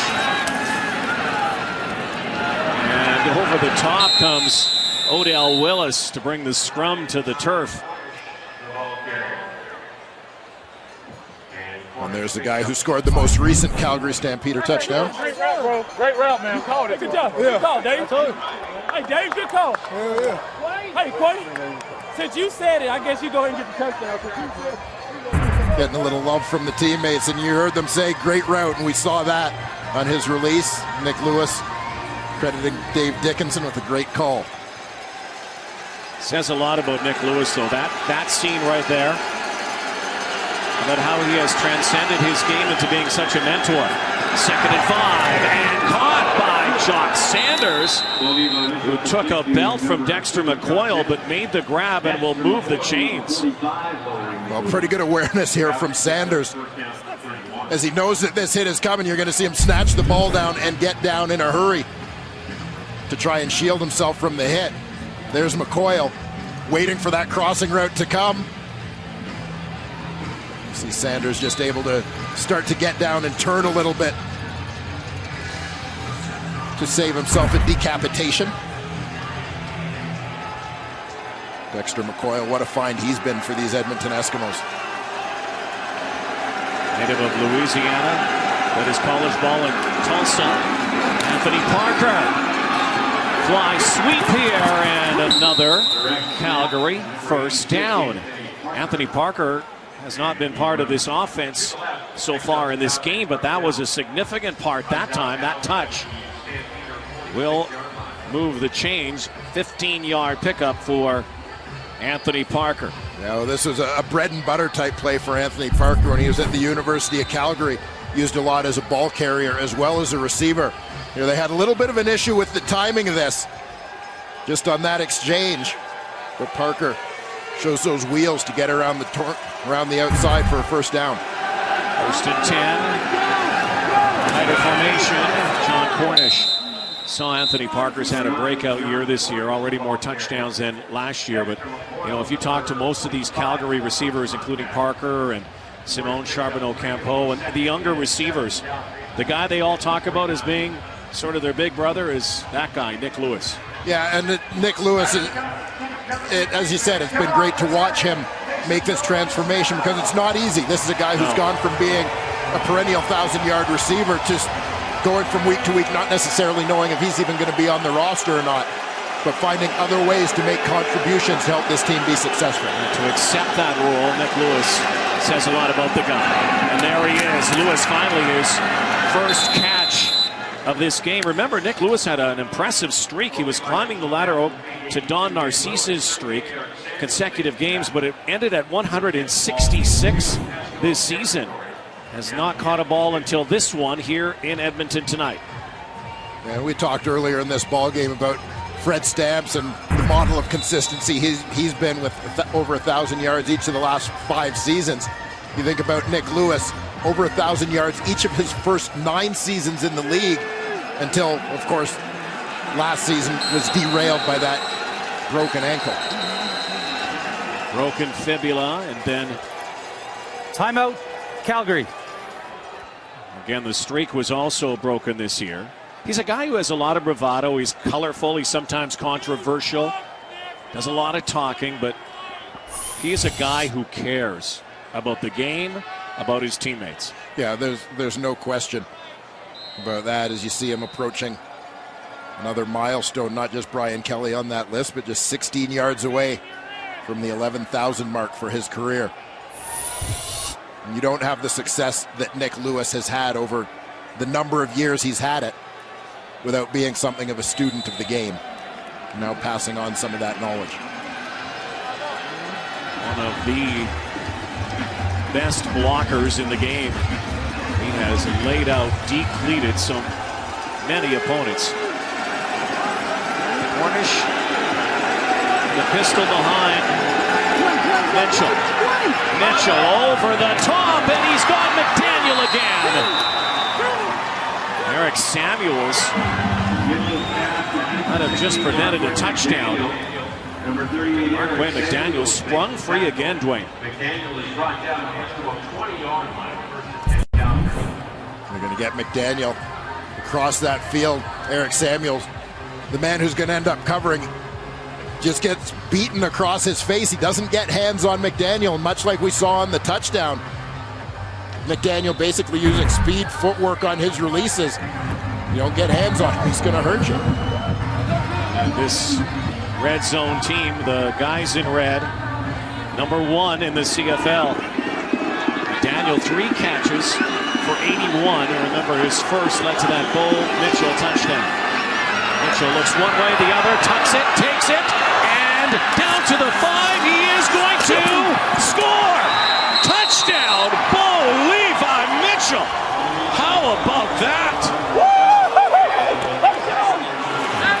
after Bo Jackson. He was running a little bit like Bo Jackson on that one.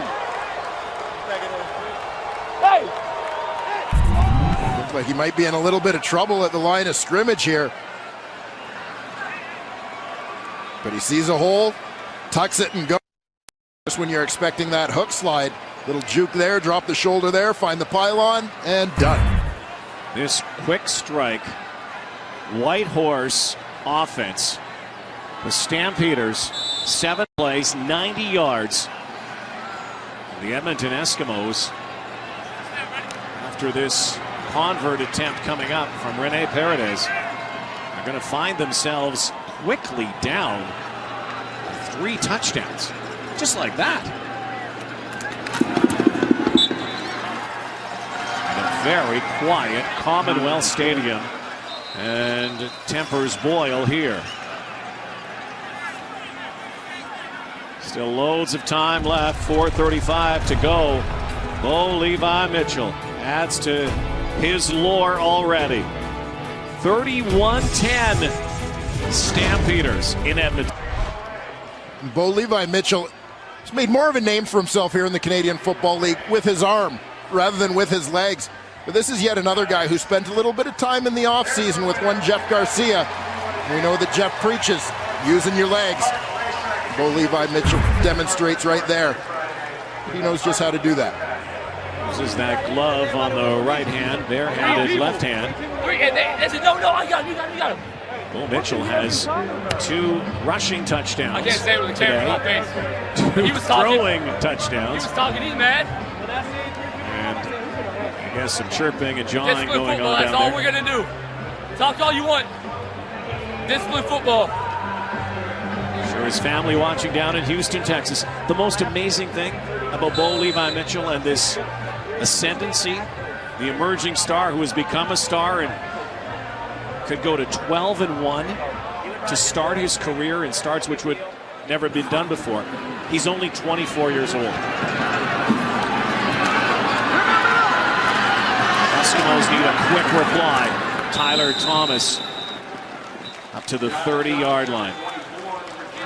And there you see him. And as you said, he came into a situation in Calgary. This was a team that was deep at quarterback.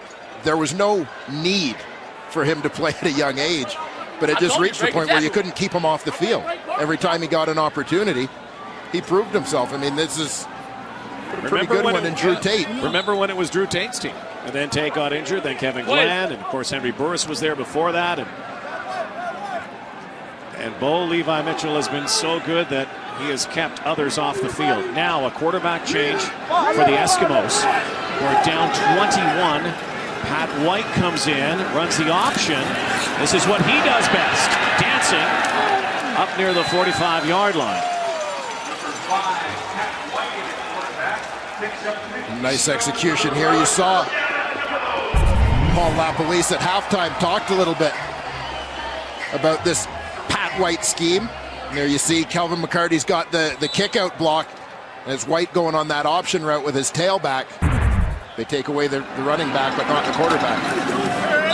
And off inside to Guyton. Comes around the edge. It'll be 2nd down and 5 yards to go. The Eskimos, with 3.5 to go in the third quarter, suddenly find themselves down when this game was well within reach. This is a team that had a 7-3 lead in the second quarter, and since that time, it's been all Stampeders.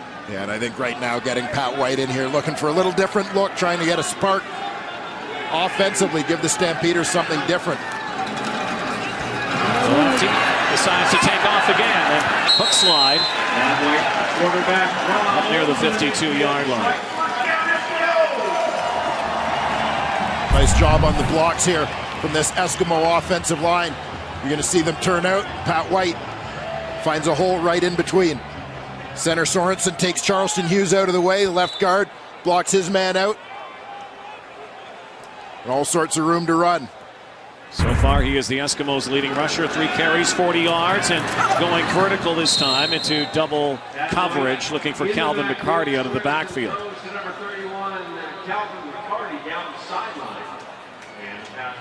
So now Matt Nichols comes back in on 2nd down and 10.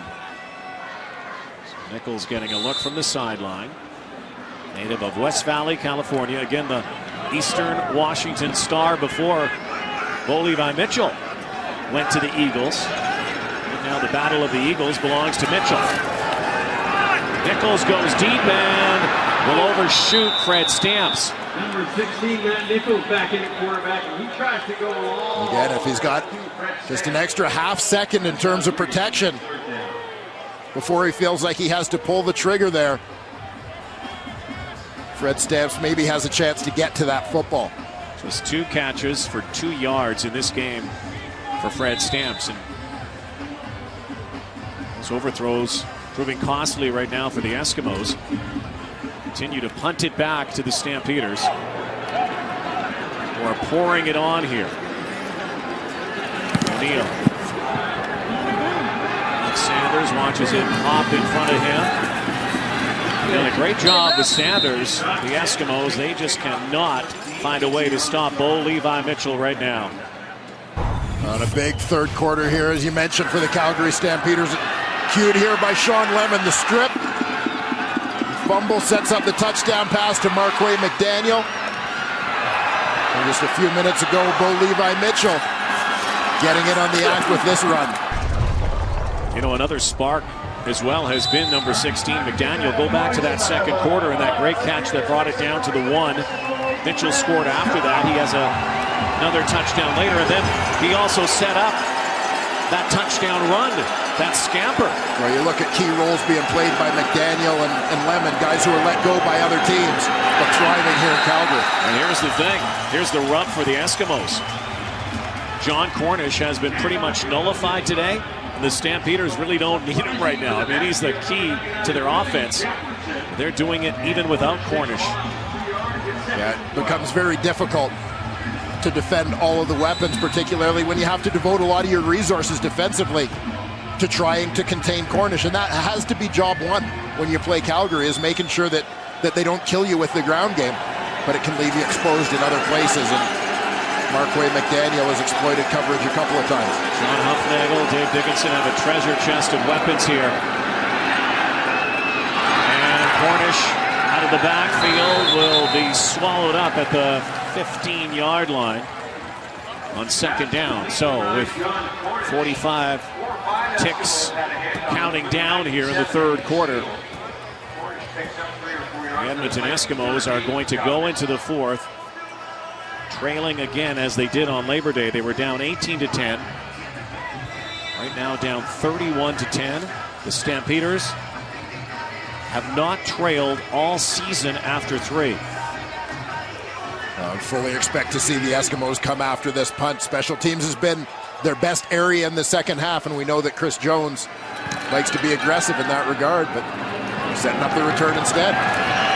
Kendall Lawrence goes up the middle. Brought down at the 50. Coming down to the final play of this third quarter, in a third quarter that has been a nightmare for the Edmonton Eskimos here. Well, unable to get anything going offensively. Meanwhile, the Calgary Stampeders have found their stride. See if they can activate Fred Stamps a little more. The go-to guy has been Darius Bowman. Last play of the third frame. A.J. Guyton wants to throw, and he will, and it is caught to Fred Stamps. Who would have thought that was in the playbook? Down 21. Fred Stamps with his biggest play in his return game. And A.J. Guyton plays quarterback. 3 quarters down. Stamps lead 31-10. Peters, with the final play of the third, was one of their best plays on a pass from A.J. Guyton to Fred Stamps. But the Stampeders, for the most part, owning the statistical category, including points off turnovers, and that was a huge turnover in that third quarter. Yeah, it really was. Sean Lemon with the strip in Edmonton Eskimo territory set up the Marquay McDaniel touchdown. One of the other numbers that stood out there is seeing Calgary now over 100 yards rushing you worry so much about John Cornish, you didn't really think it was going to be Bo Levi Mitchell who was going to strike for a big play on the ground. Edmonton Eskimos would need a 21-point turnaround right now and are going to have to score in a hurry, but did not show a lot of offensive urgency in that third quarter. Well, I think that what they're trying to do now is create some different looks and get creative just to generate a big play. You saw in the last series going to Pat White at quarterback, giving some different looks. White in there now, but even the sort of trick play with A.J. Guyton throwing the pass on the last play of the third quarter. Here's where the Eskimos have struggled this season, second last in the red zone. Calvin McCarty plows and crashes to the 10-yard line.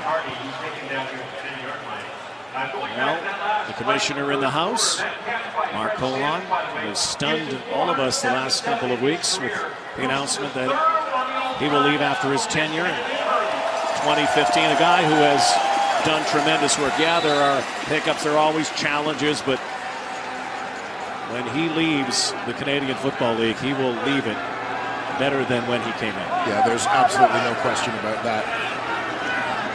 Second down and 2. White goes the other way and will spin forward, and not sure if he got it or not. This will depend on the spot if the Eskimos will go first and goal. Doesn't look like he did. Well, this is a big play from the strong side linebacker, Keon Raymond. Stacked in behind the tackle here, but just mirrors the quarterback and there sees a hole and shoots it. Looks like they're going to be shy here, and they may bring White back on the field for potentially third down play. Third down. Will be third and 1. And White will return. Brings a couple of big friends with him. Eskimos need touchdowns. They need them in bunches here. Game that completely got away from them in the third quarter against a team that they have lost 10 straight to, which is almost unfathomable when you think about this rivalry through the years. But frankly, the Eskimos haven't been that good the last few seasons. Better this year, but still struggling against the Stamps. Well, the loss is more meaningful this year with the teams coming into this week so tight in the standings. They need one. White behind center. There was a premature whistle, so a whistle before, just as the ball was snapped. Now did Edmonton move here? Flag on the play. Procedure, Edmonton number 60. 5-yard penalty. Oh, that's costly. Remains third down. Justin Sorensen again, and he hasn't played very much this season. So they are going to go for the points here and bring out Hugh O'Neill. And I think it's actually number 66, Matt O'Donnell, the right guard. You're going to see that movement before the ball goes. Yep, it is. The big guy. So it became 3rd and 6, and so they will get the field goal here.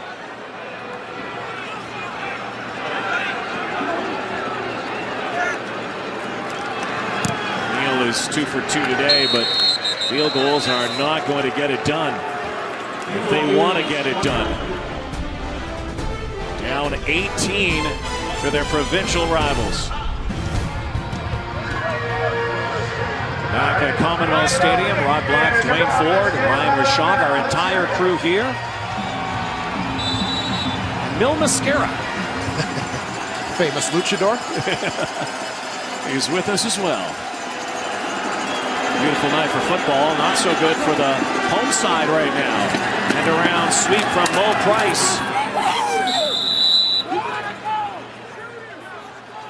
So far, the Calgary Stampeders on the verge of a sweep of the Edmonton Eskimos, and Stamps have a chance to get to 9-1 if this score stays up. And watch for the pullers on the offensive line here. Everybody's rolling, big bodies getting out in front. Stanley Bryant with one of those blocks. Edwin Harrison plugged in at that right tackle spot this week for an injured Dan Federkyle. Shane Bergman's been playing at left guard the last few weeks for an injured Brander Craighead. As it's been in past years with this team, somebody goes down, they plug in the next guy. It doesn't impact them in terms of success. John Cornish stymied that time. Yeah, Cornish has not been the factor, Dwayne, that he was 5 days ago, quite obviously. But well, I would suggest that he's been a factor in different ways. When John Cornish goes for 163 yards against you 5 days ago, you're going to focus on him in the rematch and devote a little bit more defensively to shutting down John Cornish. So every time there's a play action fake, every time Bo Levi Mitchell looks like he's going to hand the ball off to this guy, it's going to freeze the defense. It's going to slow down that pass rush a little bit. It's going to get defensive backs peeking in the backfield, and that's going to help out the receivers and offensive line in terms of making some plays downfield. Marquay McDaniel has been one of the beneficiaries of that. Simone Charbonneau-Campeau as well, and of course Bo Levi Mitchell put on a clinic. Kendall Lawrence, 11 and a half to go. A.J. Guyton has a touchdown and also a completed pass. More on number 82 when we come back to it. As it was 5 days ago, the Eskimos find themselves in arrears of the Calgary Stampeders, but a better night for this guy. Here's Ryan Rishaug. Yeah, absolutely, Rod. It wasn't pretty on Monday. A couple of drop passes for Guyton, one in the end zone, and then after one play showed a lot of frustration towards his teammates. While he took a lot of criticism from the media following that game, veteran receiver Fred Stamps took him aside, had a little chat with him, said that he doesn't need to worry about that kind of stuff, to shake off the negative energy. Also talked to him about showing up his teammates a little bit. Fred told us that's not going to be an issue again. So you see Guyton, once again, a featured part of the Eskimo offense today, and maybe a little thank you pass back to Fred Stamps. Nichols floats one, lofting it for Kendall Lawrence on the far sideline. Yeah, Fred said, hey, if the play comes up, throw me a pass. But right now, the Edmonton Eskimos have more to worry about than personal redemption or anything like that. Again, they want to measure themselves against the best, and this metamorphosis that they've undergone this past season when they were 4-14 last year could be 14-4 this season. But right now, Calgary is taking it to them again. Nichols sideline and laying out, unable to make the catch is Bowman. It has not been a good half for the Edmonton quarterbacks. They've only completed one pass, and it hasn't come from a quarterback. No, it was the Guyton to Stamps pass on that reverse and slot back option. Struggling horribly to throw the football, and I assure you, with 11 minutes to go, down by 18 points, and obvious passing situations, it will not get any easier against Charleston Hughes and the Calgary Stampeders. Go, get up, get up! Cedric Cunningham tripped up near the 50 of Edmonton, and get a feeling as time becomes the enemy for the Eskimos. One more touchdown from this guy, and that could seal it. The Eskimos have not shown any resistance offensively. Well, we mentioned off the top his outstanding efficiency rating, and it has a lot to do with this touchdown passes to interceptions ratio, by far the best in the Canadian Football League at 15-4. And this, when you combine that with his age, use that stat as a reflection of decision making, that's pretty impressive. Remarkable.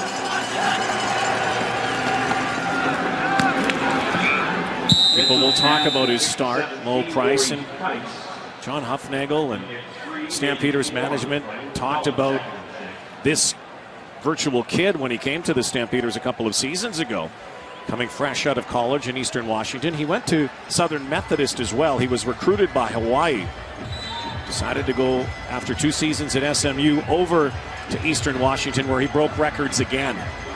Yeah, and has continued the success in the Canadian Football League, but obviously that outstanding career at Eastern Washington set the stage for him to move on to the next level. What sets him apart is his poise, his patience, fearlessness. Downfield again. Oh, almost making the catch is Cunningham.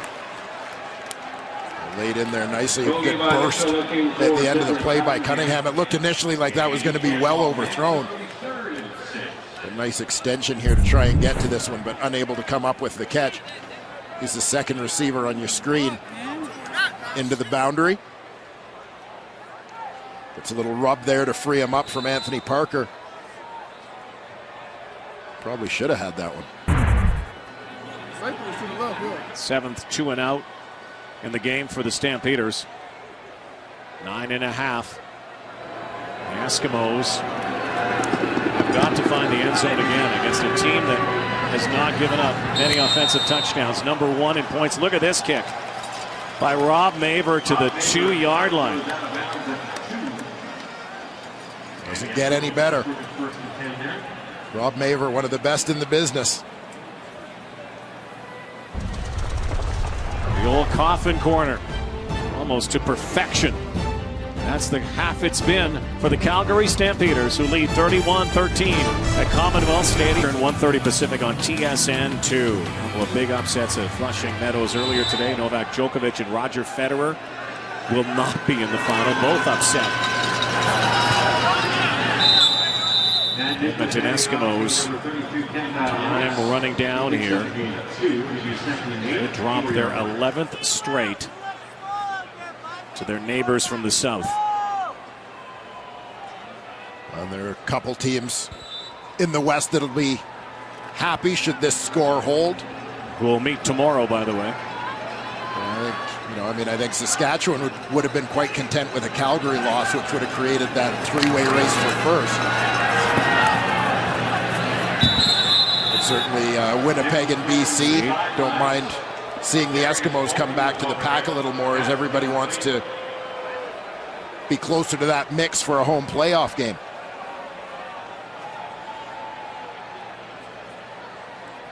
So the pressure gets to Matt Nichols on that one, forced to throw that football away. Absolutely atrocious offensive second half from the Eskimos. And set up by that punt by Rob Maver that pinned them deep. Have to at least consider taking a safety here. They're not. Cunningham, 15-yard, no yards penalty. Well, how bad does that look when they didn't take the safety? Add another 15. Stamps will scrimmage at the 30-yard line and put this one out of reach if they can get to the end zone. No yards. Edmonton, number 38. 15-yard penalty. First down. As good as the Eskimos have been this season, and their turnaround continues, they have no answer right now for the Calgary Stampeders. And defense has done the job. It's been the guy that Sean Lemon calls, that guy who's back to us, a genius. Yes, Rich Stubler. He's being a little reclusive right now. He's actually talking to someone. He's not camera shy. Mitchell going for the throat here. Incomplete for Nick Lewis. A little bit outside. If he gets that one out a little earlier, it's a bit easier throw. Here's the Stube, defensive coordinator. He's been around this league and has had success in almost every stop. He sure has. Most recently, part of that BC Lions coaching staff a couple years ago. He was here with the Edmonton Eskimos as their defensive coordinator. He's done a couple of stints with the green and gold over the years. 27 years in the Canadian Football League as a coach in some capacity. Look at the delay draw. Cornish now, straight arm. And you're so right, Dwayne, that bullseye that has been on John Cornish in this game has created openings elsewhere for the Calgary offense to work. And it's a dilemma that's not only going to face the Edmonton Eskimos, but every team that faces Calgary as long as number 9 is in that lineup. Well, it's a big theme in the West Division. I mean, it's, and you'll see it as there's more and more play within the division. It's not just the Calgary Stampeders, the Saskatchewan Roughriders, a team against whom, again, you have to shut down the run when you play against the BC Lions. With Andrew Harris and Steph Logan, you need to be able to shut down the run. It's bread and butter. John Cornish, 15 for 73 now. Rene Paredes boots this through.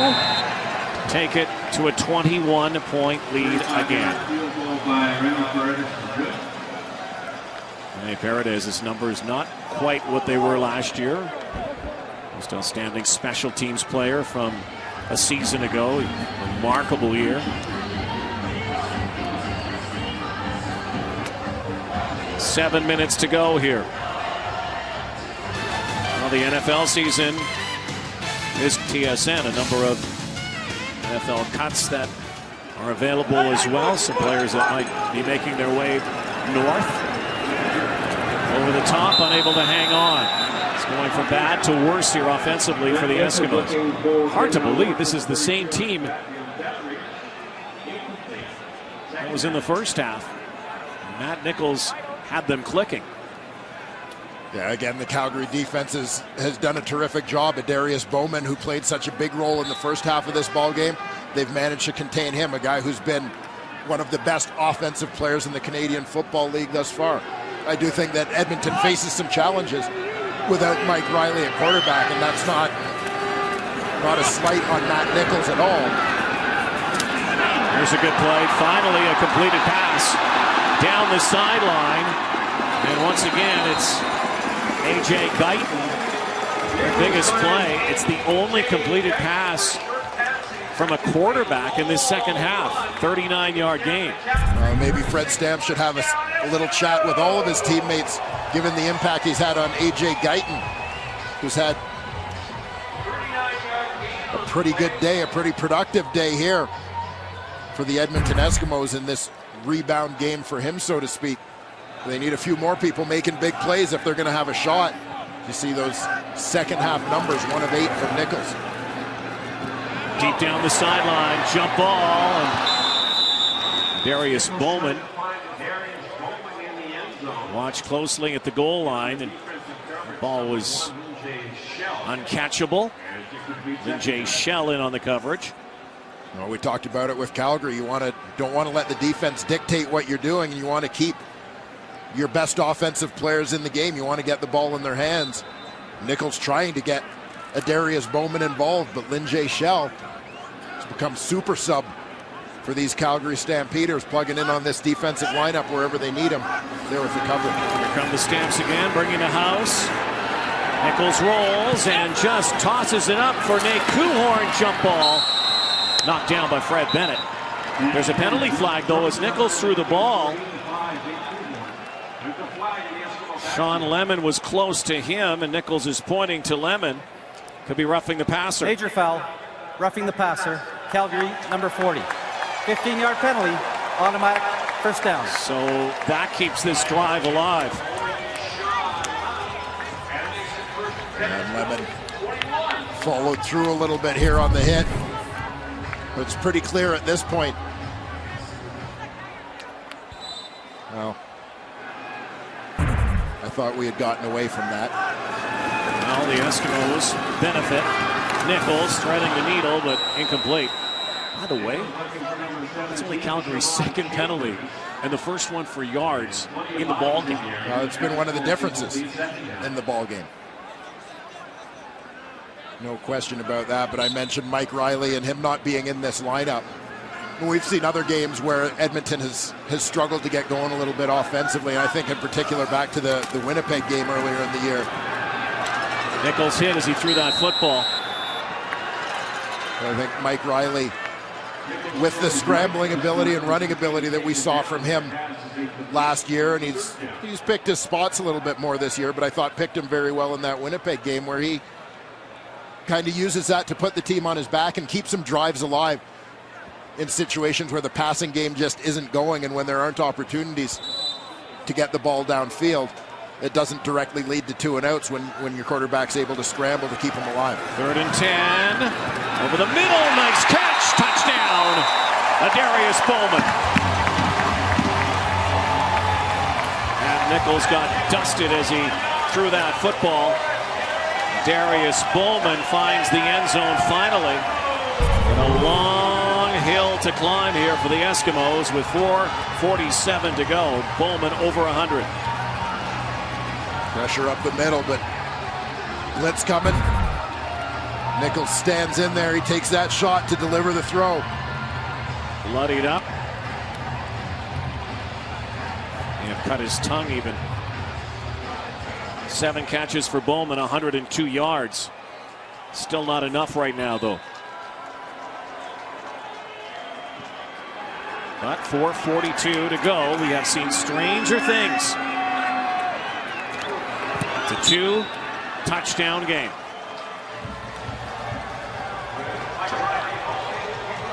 And you saw Matt Nichols sporting the war wounds, and here's where they were inflicted. You're going to see the middle linebacker, Juwan Simpson, come on the blitz. He's coming A-gap here, a little swim move. Boy. It's a collision with the big offensive tackle, Selvish Capers. After the hit again, there's Simpson. He's lined up right on the nose. He's going to go left A-gap. But a low lay block there from the running back, Lawrence. That's exactly what happened. Simpson bops him into his own player. So Adarius Bowman scores the major second touchdown against this suffocating Calgary D. They don't give up many touchdowns offensively. Gave up 2 today, 1 to Bowman, 1 to A.J. Guyton earlier. So 4.5 to go. Keep in mind that the Stampeders, even though they've rolled up 34 points, have had a number of 2-and-outs. They kick it deep for Sanders. Eskimos are going to have to rely on their D for another quick 2-and-out here. If they have any hope. Yeah, big touchdown there from Bowman, but as you said, time working against them. We'll see if Calgary here tries to go to that John Cornish run game that we've been anticipating a little bit here in the second half, but they haven't needed it to get going much. They've found some other opportunities, but here they want to get that clock churning a little bit. Edmonton has not beaten Calgary since September 5th, 2011. 10 straight games. This could be 11. This could be a Calgary Stampeders sweep of the series. Cornish in the backfield. Mitchell will decide to throw, but he's going down and he's sacked. Sheffield is going to get credit for it. Now they're going to roll, but trying to get the crowd into it.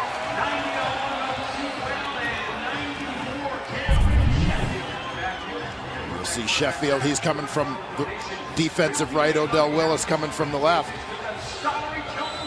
Take those contained rushes and collapse the pocket around Bo Levi Mitchell. And the Stampeders didn't want to be too obvious with the play call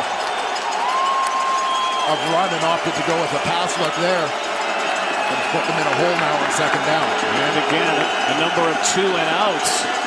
They rush for Mitchell in trouble, flushed, decides to throw, slings it. It's a one-hopper to Marquay McDaniel, incomplete. So a successful 2-and-out. The defense does the job for the Eskimos, and under the heading, you never know. Clock ticking down to the 3-minute warning. There's going to be at least one play before that, and they could get some good field position here. And you know that Chris Jones has a few tricks up his sleeve. Kendall Lawrence near the midfield stripe. Rob Maver. And again, I'm curious to see whether they go pressure or go return here with their punt return unit.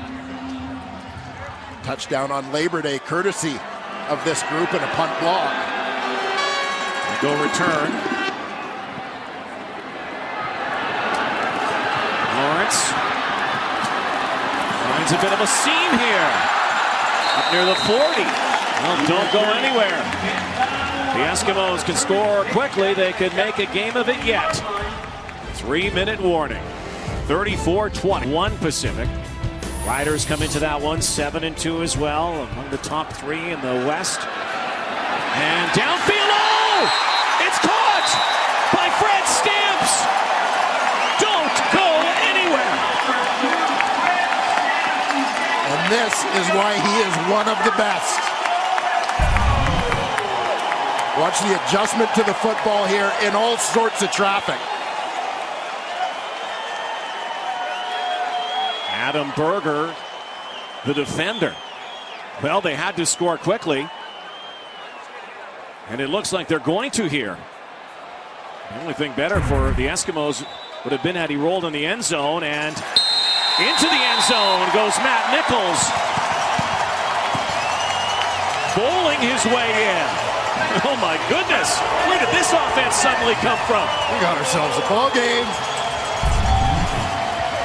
Convert to come to make it a one-touchdown game, and the Edmonton Eskimos, for all intents and purposes, about 5 minutes ago, were left for dead in this one.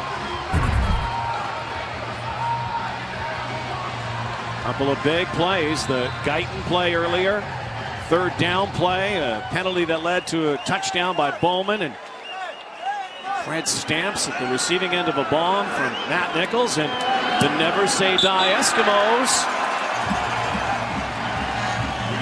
still have a shot. Well, the key was the bomb to Fred Stamps. And he's just working to the corner here. You're going to see Adam Berger, the man in coverage. No hands on Stamps, free release. Perfectly timed, perfectly placed throw from Matt Nichols on this one. Shaking off a poor half throwing the football to find his two big receivers. A couple critical strikes. 14 points in 2 minutes and 1 second for the Edmonton Eskimos to suddenly turn this one into a ball game. Well, the old saying, Canadian Football League is, no lead is safe, and John Hufnagel doesn't have to be told that. And again, it goes back to the fact that Stampeders, even though they had rolled up 34 points, a number of 2-and-outs offensively in this game. And the Eskimo defense helps bring their team back. Cunningham up near the 30. And so will the defense do it again as J.C. Sherritt is in on the play. Rough stuff down there. Marvin Sharoon as well. Dion Lacey, who leads the Canadian Football League in special teams tackles, with 17. Well, now it's on the shoulders of Bo Levi Mitchell. Critical. We saw them last series. They came out, set up to pass the ball on first down, suffered a sack and put them in a bad situation on second. It'll be interesting to see which way Dave Dickinson goes with his play call here. Well, they are rising up here at Commonwealth. It has turned into a battle to the bitter end. Mitchell stands in. Here's the rush now. Pump fake. Downfield. Open man. Marquay McDaniel, who has been the Eskimo killer tonight. What a play from Bo Levi Mitchell to get out of trouble in pursuit and complete that pass. 43 yards on the game. And Dave Dickinson showing an awful lot of confidence in his young quarterback. And Bo Levi Mitchell showing all sorts of guts here.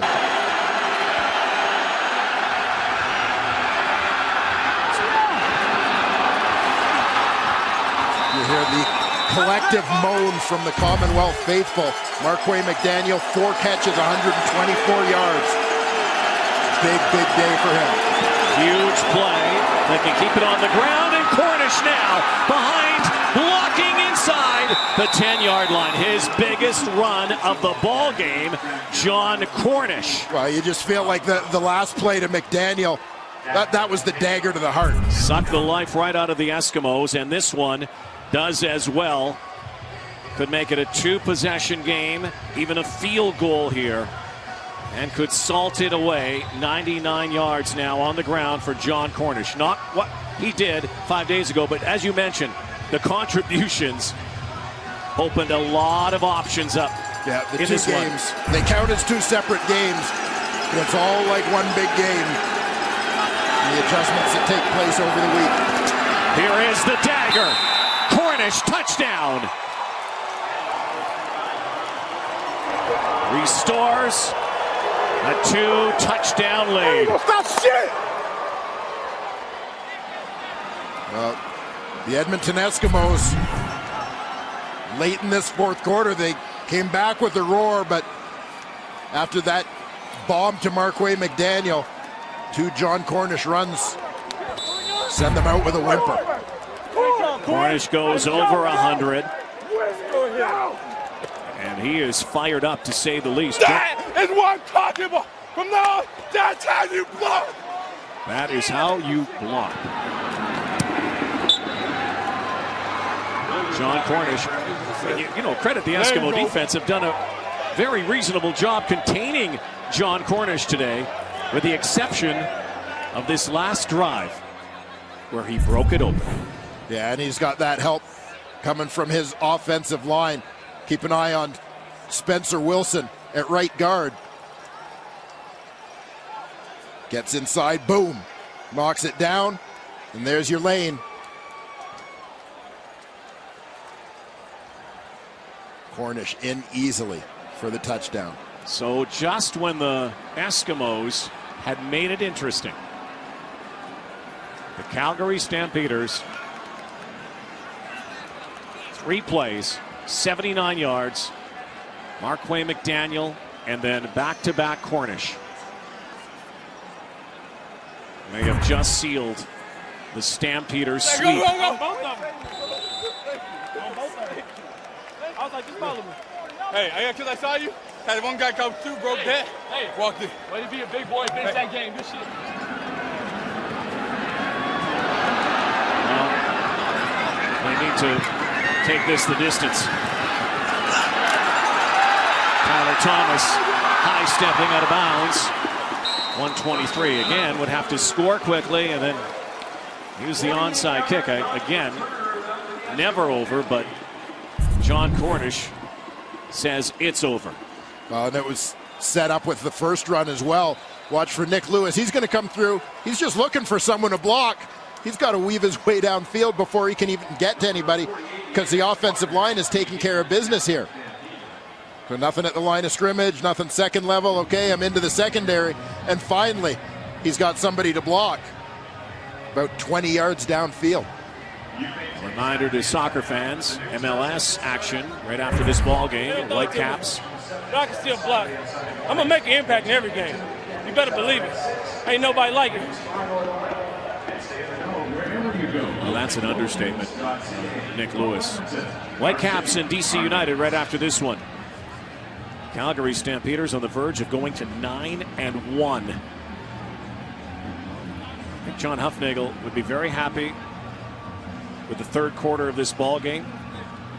Fourth quarter, one of the things that Huff, when you sit down with him and talked about yesterday, he said, yeah, we got a really good record. Yeah, we have the best record in the league right now, but we're still not completely satisfied. And I like what John Cornish also said. If you have a championship pedigree, the last couple of seasons, it's really stung, he said, not winning a Grey Cup. Getting to a game, not winning, not getting to the game last year. He said, I give up the MOP trophy. He said this year they're taking it one game at a time. It sounds cliche, but last year he felt that they were looking ahead too much. So there's a different MO for the Stampeders, and you're seeing it. Nice catch. Nate Kuhorn. Do you get a feeling, though, in Calgary, that's kind of the feeling, Dwayne, is that, you know, it's Grey Cup or bust so many times for a team that has perennially been one of the best? Well, there's certainly a level of focus here, and John Cornish such a big part of this team. Minute 9. Eskimos still breathing here, but just barely. We've watched him on this bike. This might be the most relaxed he's looked all night. He's looked like a fighter in the corner for a boxing match. Yeah, no question about that. Some conversation now with John Cornish, as you see at the bottom of the screen. Just 144 yards off the Canadian Football League's rushing lead. Despite missing 6 games, does he have a chance at that title? Look at that look. Yeah, that look says hell yeah. There's a first down. 41 to go.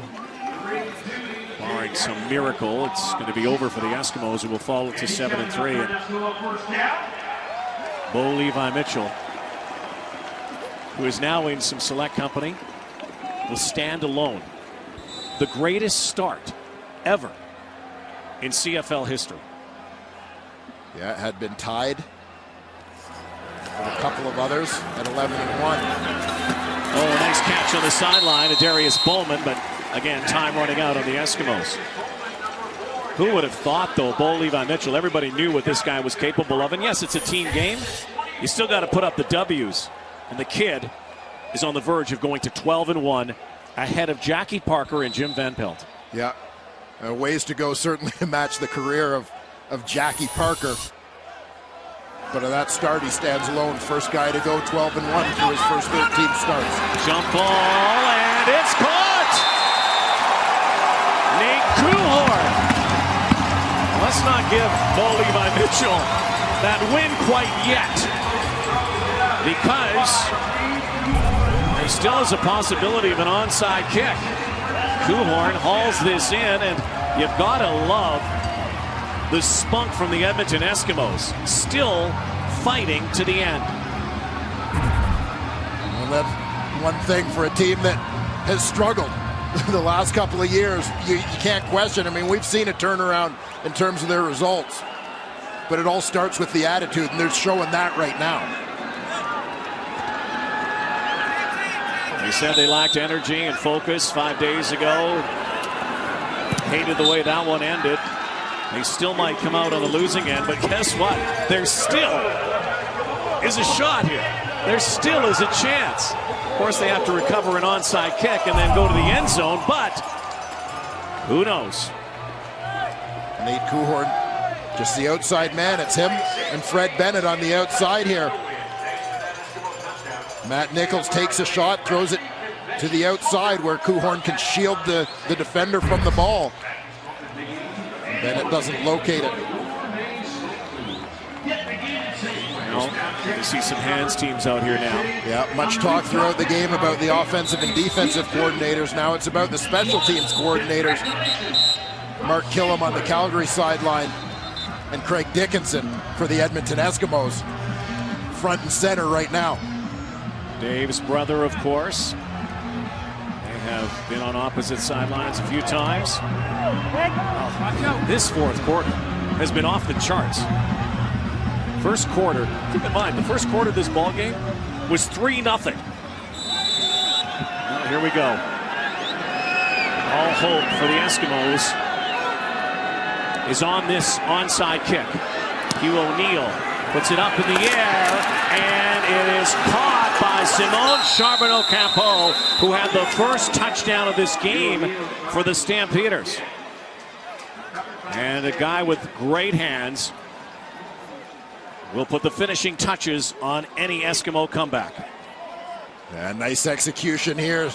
6'4", he goes airborne. To get this ball, he's in that back row, up he goes.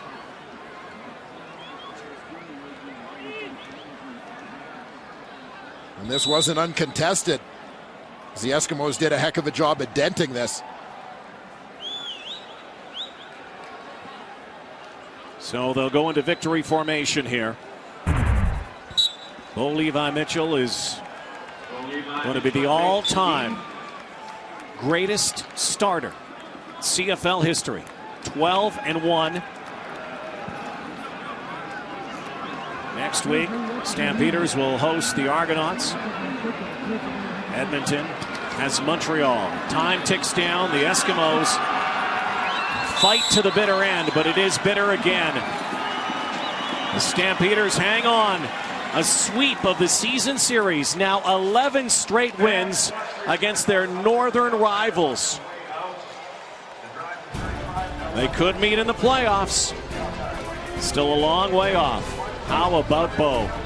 What a show again. Whitecaps and DC United coming your way. The final score here tonight. Calgary 41,